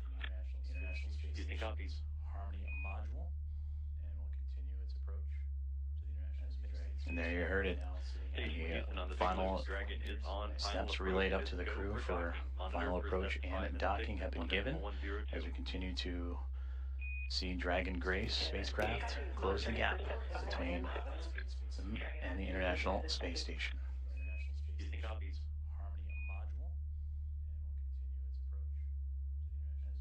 And there you heard it.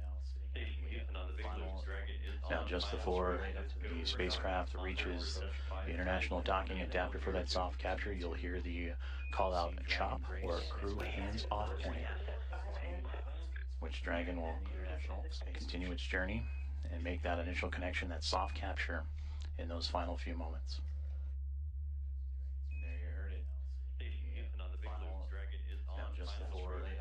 spacecraft reaches the International Docking Adapter for that soft capture, you'll hear the call-out chop or crew hands off, which Dragon will International Space continue its journey and make that initial connection, that soft capture, in those final few moments. And there you heard it.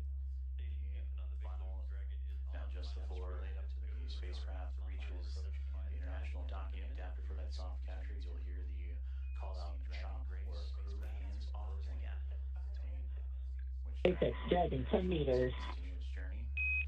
10 meters. That soft capture in those final few moments. Inside 10 meters, a little less now than 30 feet away, is all that separates Dragon Grace from the International Space Station.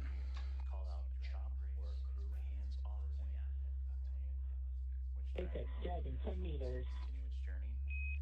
10 meters. That soft capture in those final few moments. Inside 10 meters, a little less now than 30 feet away, is all that separates Dragon Grace from the International Space Station.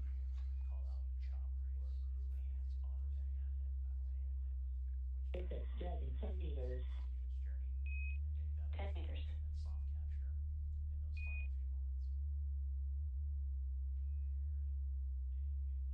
Inside 10 meters, a little less now than 30 feet away, is all that 5 separates meters. Dragon Grace from the International Space Station. 5 meters. SpaceX Dragon 10 meters. 10 meters.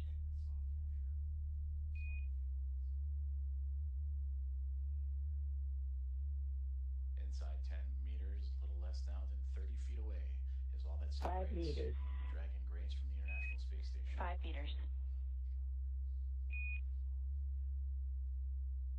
SpaceX Dragon 10 meters.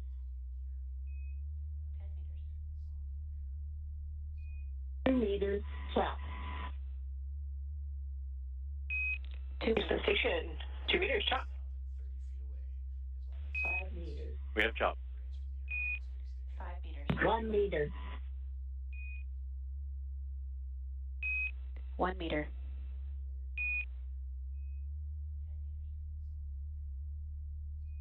2 meters. Chop.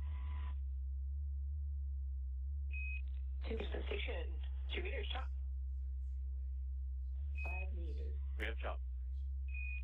5 meters. 1 meter. 1 meter. Dragon contact and soft capture complete. 2 meters. Chop.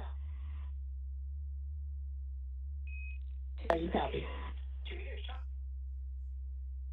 5 meters. We have chop.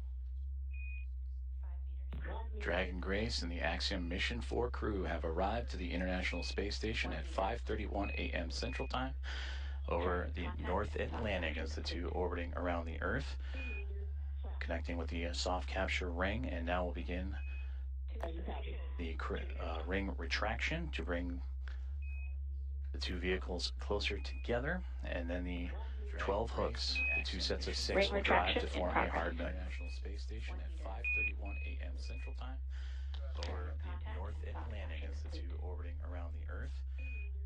And there, the soft capture ring is retracting, and will do so until sensors are indicating it's time for those hooks to drive in place and give us a hard capture and firmly secure Dragon to station. Two sets of 6 will drive to form a hard International Space Station at 5:31 a.m. Central Time. And again, Axiom Mission 4 and its commander Peggy Whitson, pilot Shubhanshu Shukla of ISRO, and mission specialist Sławosz Uznański-Wiśniewski, and Tibor Kapu of ESA and HUNOR have arrived to the International Space Station with contact at 5:31 a.m. Central, 6:31 a.m. Eastern, as the two were orbiting over the North Atlantic. Axiom Mission 4 and its commander Peggy Whitson, pilot Shubhanshu Shukla of ISRO, and mission specialist Sławosz Uznański-Wiśniewski, and Tibor Kapu of ESA and HUNOR have arrived to the International Space Station with contact at 5:31 a.m. Central, 6:31 a.m. Eastern, as the two were orbiting over the North Atlantic. Axiom Mission 4 and its commander Peggy Whitson, pilot Shubhanshu Shukla of ISRO, and mission specialist Shubhanshu Shukla. The soft capture ring, that initial contact between Dragon Grace and the International Space Station, continuing to retract, and we'll await for the calls that the sensors read that it will be time for those 12 hooks on the Dragon to then begin driving and connecting itself to form a hard meet to the International Space Station. Capture ring, that initial contact between Dragon Grace and the International Space Station, continuing to retract, and we'll await for the calls that the sensors read that it will be time for those 12 hooks on the Dragon to then begin driving and connecting itself to form a hard meet to the International Space Soft Capture ring, that initial contact between Dragon Grace and the International Space Station, continuing to retract, and we'll await for the calls that the sensors read that it would be time for those 12 hooks on the Dragon to then begin driving and connecting itself to form a hard meet to the International Space Soft Capture ring, that initial contact between Dragon Grace and the International Space Station, continuing to retract, and we'll await for the calls that the sensors read that it would be time for those 12 hooks on the Dragon to then begin driving and connecting itself to form a hard meet to the International Space Station. Capture ring, that initial contact between Dragon Grace and the International Space Station, continuing to retract, and we'll await for the calls that the sensors read that it would be time for those 12 hooks on the Dragon.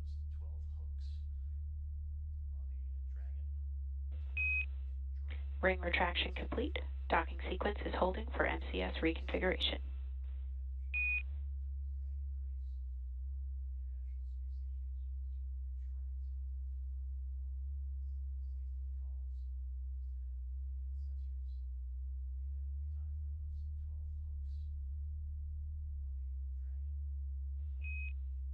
Ring retraction complete. Docking sequence is holding. This is Mission Control Houston, as you are seeing a live view of the recently connected Dragon Grace spacecraft with the Axiom Mission 4 astronauts and Peggy Whitson, Shubhanshu Shukla, Sławosz Uznański-Wiśniewski, and Tibor Kapu arrive to the International Space Station. Soft capture and contact at 5:31 a.m. Central Time, 6:31 a.m. Eastern, as the two were orbiting above the North Atlantic. Dragon Grace spacecraft. And right now, the two mated with that soft capture, the soft capture ring retracting to pull the spacecraft closer to the International Space Station. And once given the go, the ring, or the hooks around the Dragon nose cone will drive and connect to form a hard mate. 6:31 a.m. Eastern, as the two are orbiting above the North Atlantic. Dragon Grace spacecraft. Right now, the two mated with that soft capture, the soft capture ring retracting to pull the spacecraft closer to the International Space Station. And once given the go, the ring, or the hooks. Teams on the ground in both Houston. Station using on the big loop. MCS configured for proceeding with hook driving. Station copies.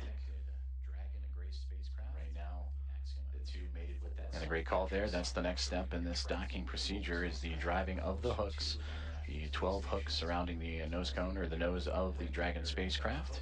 And we'll monitor those. They'll drive in two sets of 6. Configured for proceeding with hook driving. The first set of 6 right now, they're traveling, and we'll continue to follow along as the docking process continues on. Docking procedure is the driving of the hooks, the 12 hooks surrounding the nose cone, or the nose of the Dragon space. And after that first set of 6, the second set will drive and connect Dragon to form a hard mate to the International Space Station. And once the docking is complete, NASA astronauts Anne McLean and Nicole Ayers, who have been monitoring from the International Space Station from the cupola of the Dragon's arrival, it'll be Ayers that'll begin the hatch opening, or hatch operations, spacecraft for that first set of 6. And that'll start by opening up the main hatch on the Node 2 Zenith section of the Harmony module. That's what you see Dragon connected to.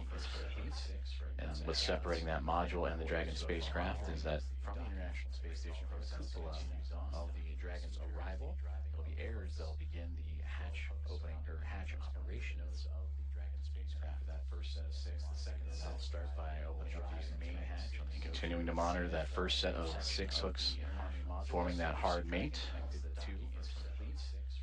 Separating that module and the Dragon space. And once the full set of 12 airs will continue the docking procedures with the leak checks and then begin making its way into the pressurized mating adapter. That's what you see between the Harmony module and the Dragon spacecraft, and access into there to then what we begin pressurizing the vestibule, that small compartment between the 2 hatches. And that vestibule has been exposed to the vacuum of space prior to Dragon Grace's arrival. So the next step is to carefully reintroduce that air and pressure inside so it matches both that of the station and the Dragon spacecraft. And access into there. And we just received confirmation that the first set of 6 hooks have driven and closed, and we'll now begin the second set of 6 to continue that hard mate between the Dragon spacecraft and the International Space Station. Carefully reintroduce that air and pressure inside so it matches both that of the station and the Dragon spacecraft. And access into there. And we just received confirmation that the first set of 6 hooks have driven and closed, and we'll now begin the second set of 6 to continue that hard mate of space prior to Dragon spacecraft and the International Space Station. Carefully reintroduce that air and pressure inside so it matches both that of the station and the Dragon spacecraft. And access into there. And we just received confirmation that the first set of 6 hooks have driven and closed, and we'll now begin the second set of 6 to continue that hard mate of space prior to Dragon spacecraft and the International Space Station. Carefully reintroduce that air and pressure inside so it matches both that of the station and the Dragon. If you are just joining us, this is Mission Control Houston, where Axiom Mission 4 aboard the Dragon Grace spacecraft have connected to the International Space Station at 5:31 a.m. Central Time, currently in the process from soft capture to the hard mate to the orbiting laboratory. First set of 6 hooks have closed, and now monitoring that second set of 6, 12 in total, Control Houston, where to form that hard mate aboard the Dragon Grace spacecraft have connected to the International Space Station at 5:31 a.m. Central Time, currently in the process from soft capture to the hard mate to the orbiting laboratory. First set of 6 hooks have closed, and now monitoring that second set of 6, 12 in total. Control Houston, where to form that hard mate aboard the Dragon Grace spacecraft. Dragon SpaceX on the big loop, hard capture complete. At 5:31 a.m. Central Time, currently in the process from soft capture to the hard. Dragon copy, hard capture complete. First set of 6 hooks have closed, and now monitoring that second set of 6, 12 in total. Control Houston, where to form that hard mate.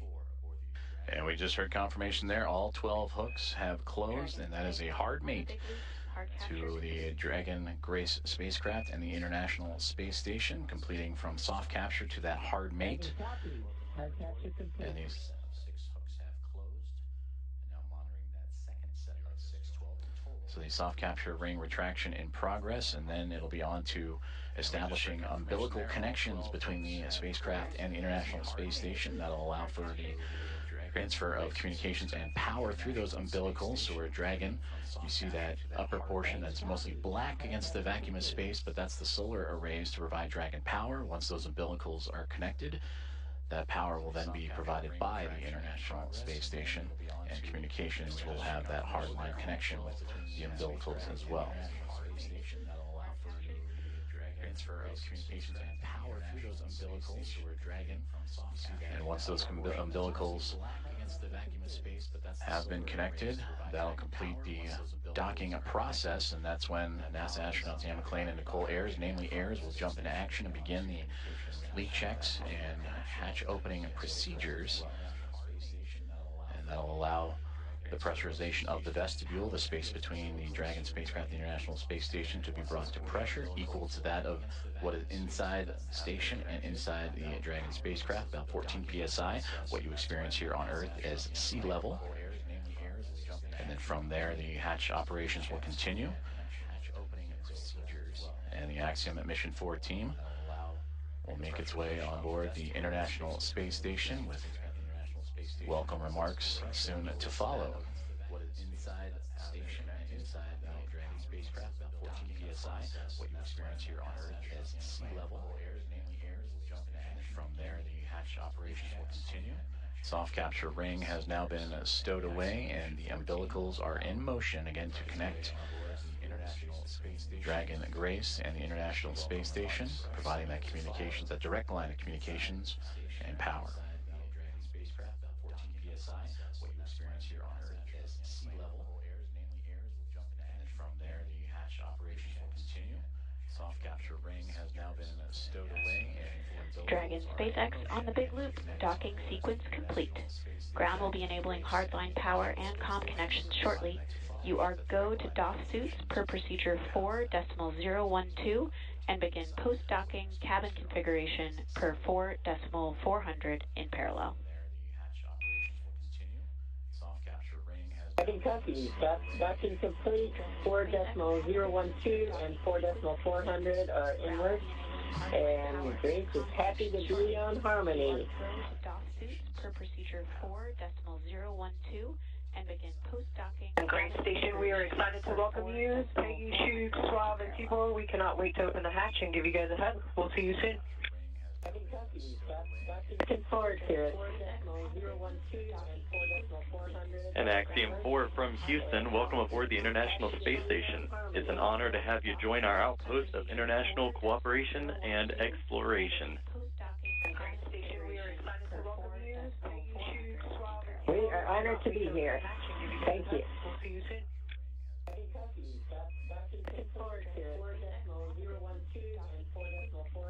And Axiom-4 from Houston, welcome aboard the International Space Station. It's an honor to have you join our outpost of international cooperation and exploration. Very exciting moment for all those aboard. We are honored to be here. Thank you.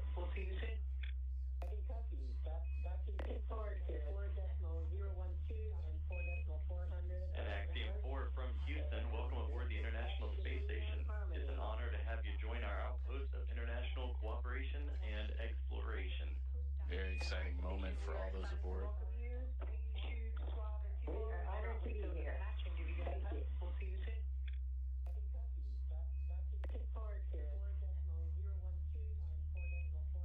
And Axiom-4 from Houston, welcome aboard the International Space Station. It's an honor to have you join our outpost of international cooperation and exploration. Very exciting moment for all those aboard. We are honored to be here. Thank you.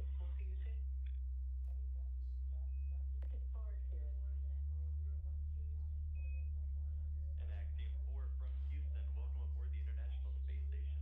It's an honor to have you join our outpost of international cooperation and exploration. Very exciting moment for all those aboard.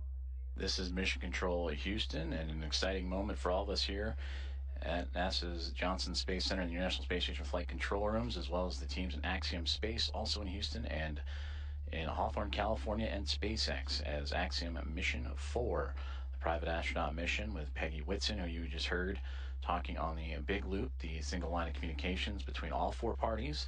This is Mission Control, sharing her excitement as she returns to the International Space Station, bringing up first-time flyers and pilot Shubhanshu Shukla of ISRO and mission specialist Sławosz Uznański-Wiśniewski of ESA and Tibor Kapu of Hunor. Peggy Whitson, who you just heard talking on the big loop, the contact between the two, between Dragon Grace and the International Space Station at 5:31 a.m. Central Time. And now that the hooks have connected, all 12 and umbilicals deployed, providing power and communications. Now the team inside the International Space Station, namely Nicole Ayers, is going to start beginning the hatch opening procedures. And now that we're docked, she will secure some hardware and then move right into those operations. First, we'll open the large hatch at the Node 2 Zenith, or the space-facing port side of the Harmony module. And that's what you see, similar to where that NASA logo is. That's the Harmony module. That pressurized mating adapter is jettisoning up into and connecting to the Dragon race spacecraft. And from there, she'll traverse into that pressurized mating adapter and will begin pressurizing the vestibule, which is that small space between the hatches on Dragon and the space station. And we talked about this has been exposed to vacuum prior to docking, and we'll need to fill that space with air to make sure that pressure is equal with the atmospheric pressures on Dragon and the International Space Station. Also putting away some hardware in the process, including the docking across between the hatches on Dragon and the Space Station. And airs will use a small valve on the station's hatch to slowly introduce that air into the vestibule. And flight controllers here in Houston will continue to monitor the pressure and temperature readings inside and verify that everything is A-OK and leak-free before we get ready to open up the hatches. Hardware in the process, including the docking across space between the hatches on Dragon and the Space Station. From that capture moment, which again was 5:31 a.m. Central, 6:31 a.m. Eastern over the North Atlantic. It takes roughly about 2 hours to get everything pressurized and checked out before we open up the hatches and welcome in Axiom Mission 4 to the International Space Station. From that capture moment, which again was 5:31 a.m. Central, 6:31 a.m. Eastern over the North Atlantic. It takes roughly about 2 hours to get everything pressurized and checked out before we open up the hatches. Welcome in Axiom Mission 4 to the International Space Station. From that capture moment, which again SpaceX Dragon on the big loop. Com check on the cabin mic. Peggy, I have you loud and clear on the cabin mic on the big loop.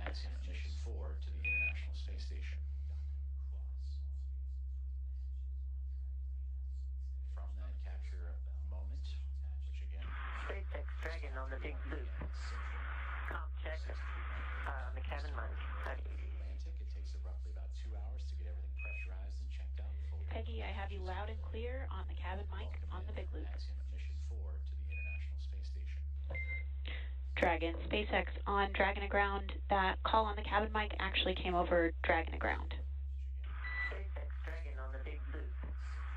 Com check on the cabin mic.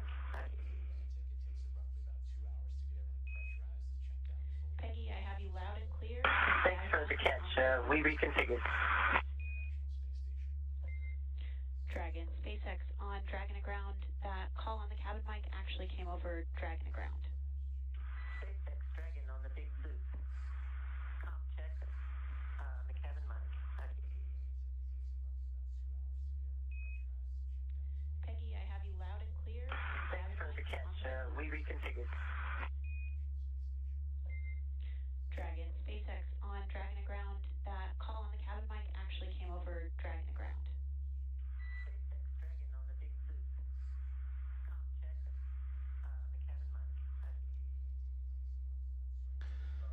This is Mission Control Houston as we continue to follow along the progress of the contact capture and beginning of hatch opening procedures as Axiom Mission 4 has arrived to the International Space Station with contact at 5:31 a.m. Central Time. The soft capture and ring have been retracted and stowed away. The 12 hooks around the nose, the bulkhead there of the Dragon SpaceX connected to the pressurized mating adapter have latched on to create the hard mate. The umbilicals have been extended to allow for Dragon to run on power and communication lines provided by the International Space Station. And now looking at approximately 8:35 a.m. Central Time for welcome remarks, and shortly after, the Axiom Mission 4 team make their way through the hatchway and into the International Space Station. Allow for Dragon to run on power and communication lines provided by the International Space Station. And Ring had now looking at approximately 8:35 a.m. Central Time for welcome. The docking procedures between the soft capture ring, the hooks, and umbilicals have been completed. Station on the big loop. Node 2 overhead hatches open. Houston copies.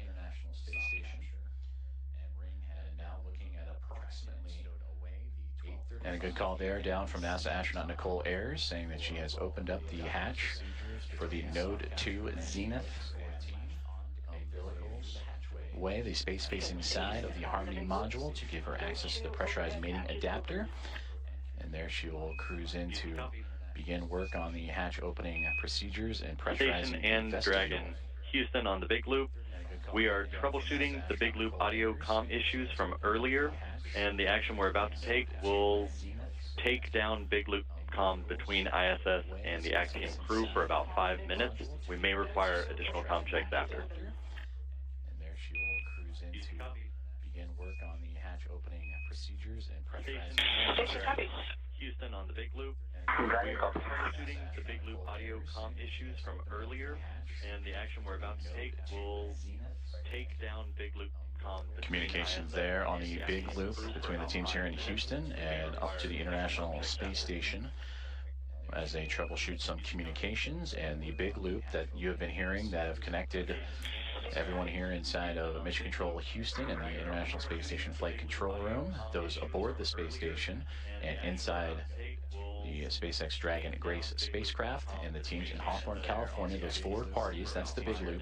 They will troubleshoot those communications for about 5 minutes and then recheck.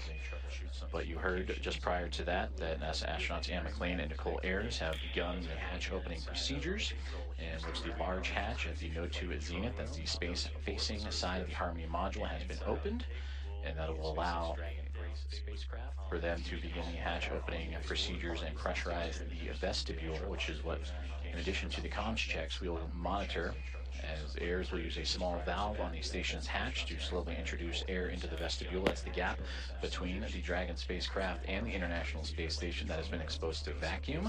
And from there, they will match the pressure, the atmosphere inside both station and Dragon. For them to begin the hatch opening procedures and pressurize the vestibule, which is what, in addition to the comms checks, we will monitor, as Ayers will use a small valve on the station's hatch to slowly introduce air into the vestibule. That's the gap between the Dragon spacecraft and the International Space Station that has been exposed. And this procedure for a hatch opening usually takes about 2 hours or so to perform leak checks and make sure every connection and everything is safe Station and on the sealed. big loop. In step 2.4, the time is 10:56. The APAS equalization valve is back closed.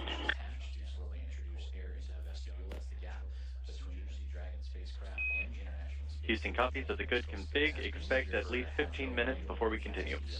About 2 hours or so to perform leak checks and make sure every Station copies. Houston station on the big loop.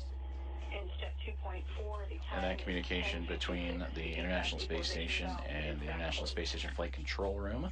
And you heard the word APAS hatch. That is the hatch, again, that they will be operating and looking to open up from the space station side. But in doing so, they will need to pressurize, as we've been talking about, the vestibule, and then allow for the atmospheres to match between Dragon Grace spacecraft and Axiom Mission 4 crew, the vestibule itself, and the International Space Station, all equal throughout, to allow for the parties to pass through for the hatch opening and eventual welcome remarks. The contact for Axiom Mission 4 to the International Space Station about a half an hour ago at 5:31 a.m. Central, 6:31 a.m. Eastern. And as they continue to configure the hatch opening procedures for NASA astronaut Anne McLean and Nicole Ayers, between the two of them, we'll continue to work those procedures, and we'll hear those communications throughout in anticipation of Axiom Mission 4 and Commander Peggy Whitson making her return to the International Space Station, her 5th flight, second as a member of Axiom Space and the commander of Axiom Mission 4, and her previous 3 as a NASA astronaut servicing key missions to the International Space Station. And a big part of the coming up in November, 25 years of continuous operations and humans on board the orbiting laboratory. And there she will welcome also first-time flyers and pilot Shubhanshu Shukla of ISRO, Sławomir Wisniewski of ESA, and Tibor Kapu of Hunor for Shukla, Wisniewski, Wisniewski, and Kapu representing India, Poland, and Hungary. This will be those nations' first time visiting the orbiting laboratory. Pilot Shubhanshu Shukla of ISRO, and with that, from Axiom Mission 1 through Axiom Mission 4, the International Space Station will have welcomed 14 different private astronaut crew members representing 11 different nations, showing how private astronaut missions truly expand access to the International Space Station for more nations, people, and opportunities. And with that, from Axiom Mission 1 through Axiom, and on your screen you see the clock counting upwards at the bottom, the T+, that is 1 day, 4 hours, 28 minutes, and now SpaceX Dragon. Access to the International Space Station for more nations, people, and opportunities. And with that, Dragon SpaceX on the big loop. on your screen you see the clock counting upwards at the bottom, the T+, that is 1 day. Dragon SpaceX ComCheck on Dragon to ground. SpaceX Dragon. Access to the International Space Station for more nations, people, and opportunities. And with that, from Dragon SpaceX on the big loop. on your screen you see the clock counting upwards at the bottom, the T+. SpaceX Dragon. From the mic on Dragon to ground. Peggy, I'm with you on Dragon to ground.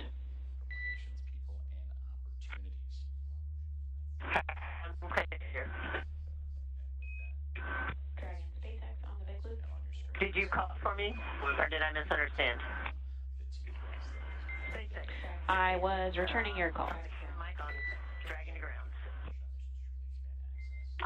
Okay, stand by for inventory. Copy. Standing by.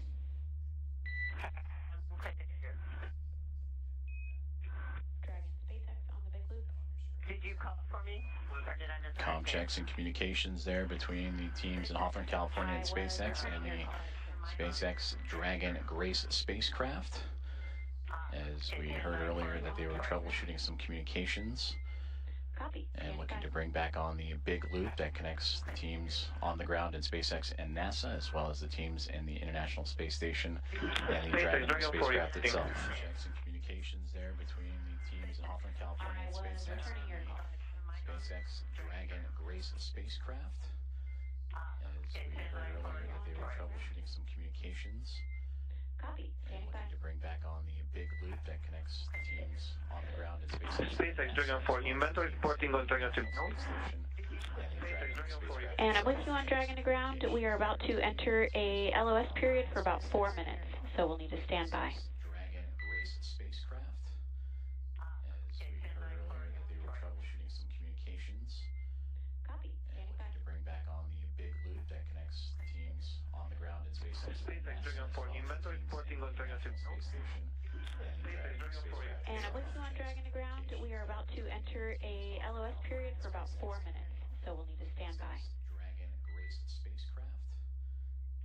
As we heard earlier that they were troubleshooting some communications and looking to bring back on the big loop that communications between SpaceX and the crew aboard the SpaceX Dragon and Grace spacecraft, saying they are coming on a period of LOS, or loss of signal, that's anticipated as the International Space Station and the spacecraft orbiting around the Earth and transfer of satellite signals. Right now they are making their way over the southern Indian Ocean and about to head into a period of orbital nighttime, as we will get back views as soon as we have them.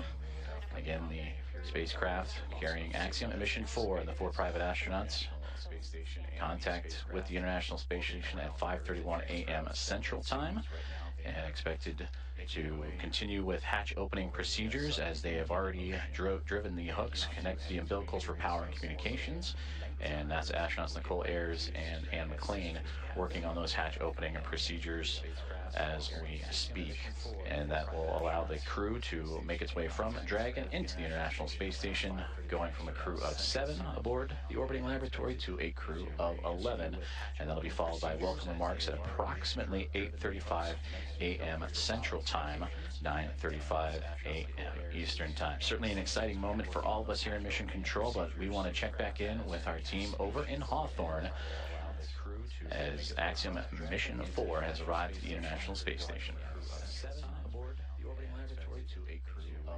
For as many times as we have had the privilege of supporting crews headed to and from the International Space Station, I'm certain that it is an incomparable experience. Something that unless you're on board, you can't possibly understand what it really feels like.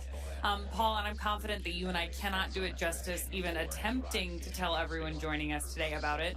So instead, we have invited Axiom Space's own commander, Michael Lopez Alegria, to share from his previous experiences.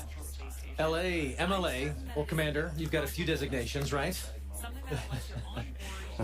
For those who may not know... How you doing, Paul? Good to see you, Ronnie. Hey, it's good to see you as well, sir. Thank you for joining us this morning. Yeah, good to be with you.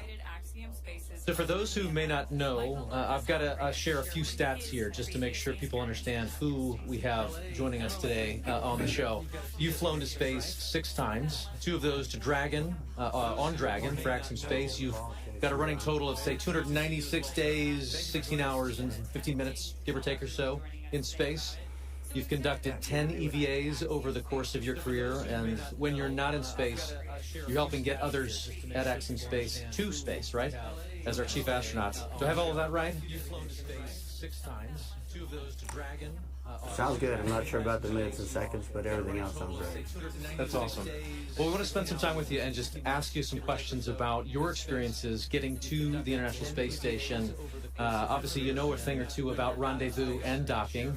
So the first question is simply, we've just watched Dragon Grace dock to the space station. You've done this several times. What's the mindset for a crew at this point in the mission?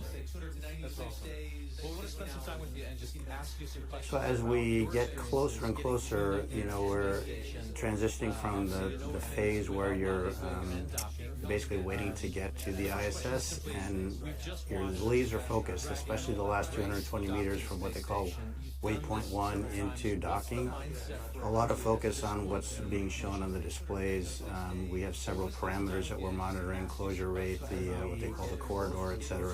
There are a few things that could cause the system to stop or retreat or even break out, which means you come back and try to rendezvous on another day. So that's really what's going on, at least technically, I guess, in your mind. Obviously, emotionally, it's a completely different story. You know, you've been in there. In these cases, their cases, they've been in there for, you know, almost 30 hours since launch. Not a ton to do, and so they're very eager, I'm sure, to get aboard the ISS. So for you, on your missions, say